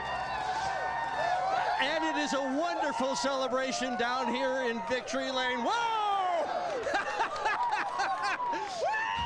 I don't think the crew knew he was going to do that, but they caught him anyway. Happy birthday. Hey, 3 different races this week. You win them all, 2 different times of track, 3 different kinds of cars. How do you do this week after week? Man, this is a phenomenal team right here. They never give up. You know, we've had 4 bad weeks, and we knew we had to get back on track somehow. Really want to thank Combos, M&M's, Interstate, Toyota. Thank the fans for coming out tonight. It's my birthday. I know they were all supporting me on May 2nd for my birthday tonight, and we pulled out a win for them. So, you know, thank Marquee Jets, DirecTV, Gillette, of course, Sprint for being here. So it's an awesome night, man. This is so exciting for me. I know this is another big win this year. I hope the team enjoys it as well as much as I do. And thank Nos again, and it's just amazing, man. This is so cool. But so many different teams, and you win with all of them. How come? I don't know. You got to give feedback, and I just keep telling the guys what's wrong with it. This car wasn't perfect all night. It was good, but it wasn't perfect. And I knew that when we had practice. You know, I kept telling Steve, I'm like, man, it doesn't feel bad. It's not perfect, but we just can't get this much more out of it, you know. And so we made the right. Steve made the right call there on when to pit, when to take 4 tires versus 2 tires or no tires or whatever. And man, it really paid off for us there at the end to be able to have that long run like that and not have to deal with the 14 or the 31. I knew they were coming. Congratulations, birthday boy. Matt Yoakum. A great night for Tony Stewart, the driver. Impressive night for Tony Stewart, the owner. 2 cars, 2nd and 4th. And you had a little ride-along friend, Bronson Anderson, his dog tags, the young man you met on Thursday night. Great night all around. What will stand out for you the most about this run tonight? Well, I mean, I'm really proud of our guys. They had awesome pit stops, but I think we backed into this one today. We got lucky and got a chance to get tires there with about 50 to go, and you know, got that green flag run at the end that typically we don't get. So that helped us. We had a lot less laps on our tires than those guys, but really proud. I mean, we think we know what we missed tonight. I mean, we weren't really stout, but I mean, I'm so proud of the organization. Ryan was really good tonight all night. So. I'm glad he came up. That's the best we finished there as a team, so I'm really proud of everybody, and this is for everybody at Stewart-Haas. So really proud of everybody on the Old Spice Office Depot team and for the U.S. Army. It's just an awesome night for us tonight, and our man Bronson there, he's got us into a runner-up finish, so we'll take it. Tony Stewart, 2nd here in Richmond. Thanks, Matt. Teammate Ryan Newman, his 2nd straight top 5 finish with Stewart-Haas finishing 4th. But heartbreak for Hamlin. The local kid, Denny, again leads the most laps. But in victory lane, Kyle Busch, who in his previous 4 races, Mike, was 17th or worse, but turned it around and took the checkered flag tonight. It was a big birthday turnaround for Kyle Busch, but how about Jeff Burton? Wrecked that car, ended up in the top 3. Montoya involved in a crash, up there right in the top 10. Marcus Ambrose backed it in the wall, finished 11th. What's going on here? I don't know, Mike, but I just want to say this. I saw Dale Earnhardt win a lot. I saw Jeff Gordon win a lot. I have never seen anybody that can win the races the way this kid does. I am so glad I'm still in this sport to be able to say that I saw Kyle Busch when he was at his best, and I think he's got a lot more winning to do he's going to set a lot of records, I can tell you. A great night for race strategy, Larry, because we saw it all over the map over those last 120 laps. Well, and it all started back on lap 378, 379, or 278, 279, when Steve Letarte decided to leave that 24 car out there. Then you had the 26 and the 99. They came to pit road just shortly after that. Then they started staying out. But I just think eventually, even with all those cautions, finally it caught up with them. And I know, Mike, we talked about the guys at the front. You mentioned some of the guys, but two guys that needed a good run tonight. Jamie McMurray, we talked to him yesterday. His confidence was down. He gets a top 10 run. And in Casey Mears, after the swap at Richard Childress Racing, he was a lap down in 1 point. He comes home with a top 10. And hey, Sam Hornish, now he career best is up again. And in case you watched the Vegas race when Kyle Busch won the first time in 2009, good night, Gracie. That's what he said, or his spotter said when he took the lead for the last time. Kyle Busch becomes the youngest driver in the history of what's now the Sprint Cup Series to have won 15 races. And I think, Chris, he's just getting started. Yeah, of course, he won at Darlington, and we'll see him there next Saturday night. So Jeff Gordon goes back in front of Kurt Busch as we check the points. Jeff Hammond on a rough race again for Jimmy Johnson and Carl Edwards, but they hang in there in the top 10. Yeah, but the main thing right now, look at Tony Stewart. He's up there in that third position right there. He gets stronger each and every week. And, you know, you just can't say enough about what's going on. Again, you know, with Kyle Busch, he puts himself in a position right now to, you know, be more of a factor in this chase as we go further in the season. So David Ruderman slips out of the top 12, currently 13th, as Joe Gibbs and Joe Gibbs Racing successful Steve Addington. That's a good combo right there with the experience of a Super Bowl winning head coach and a hot young driver like Kyle Busch. But let's go back to Ryan Newman, who moved up 3 spots, 10th into the top 10 in points. And we'll check in now with Krista. Krista? Well, Ryan Newman has his climbing shoes on. You guys are moving up, but I want to know, does the optimist say, all right, another top 5, or does the competitor say, man, close to that win? I told the guys what I meant, and that was we keep doing this, we'll get what we want. And it was a great run for the U.S. Army Chevrolet. Tony had a great run too. You know, we had the leader strategy. We just got caught up when I turned the 5 car around there on that restart. We lost 4 spots, and those are the 4 spots we needed to get back to the front. 3 short tracks, 3 top 10s. This one's a top 5. Jeff Burton, it wasn't pretty at times early, but you guys really battled tonight to finish in the top 5. Yeah, great call by Scott there. You know, Junior and I got together, and after that, my car took off. So I don't know, we got in a wall, and it made, I don't know why, but it made it better. So real proud of everybody. Proud of Sec was on the car tonight. Thanks to them, and thanks for all the Cats' involvement. This is a, you know, this team just fights really hard, and that's who we are right there. It's just get down and never quit and keep fighting, and I'm real proud to be part of this team. All right, good job. Thank you. So Jeff Burton tying his best finish so far this season as Kyle Busch on his 24th birthday celebrates in Victory Lane here in Richmond. More to come. NASCAR on Fox in just a moment.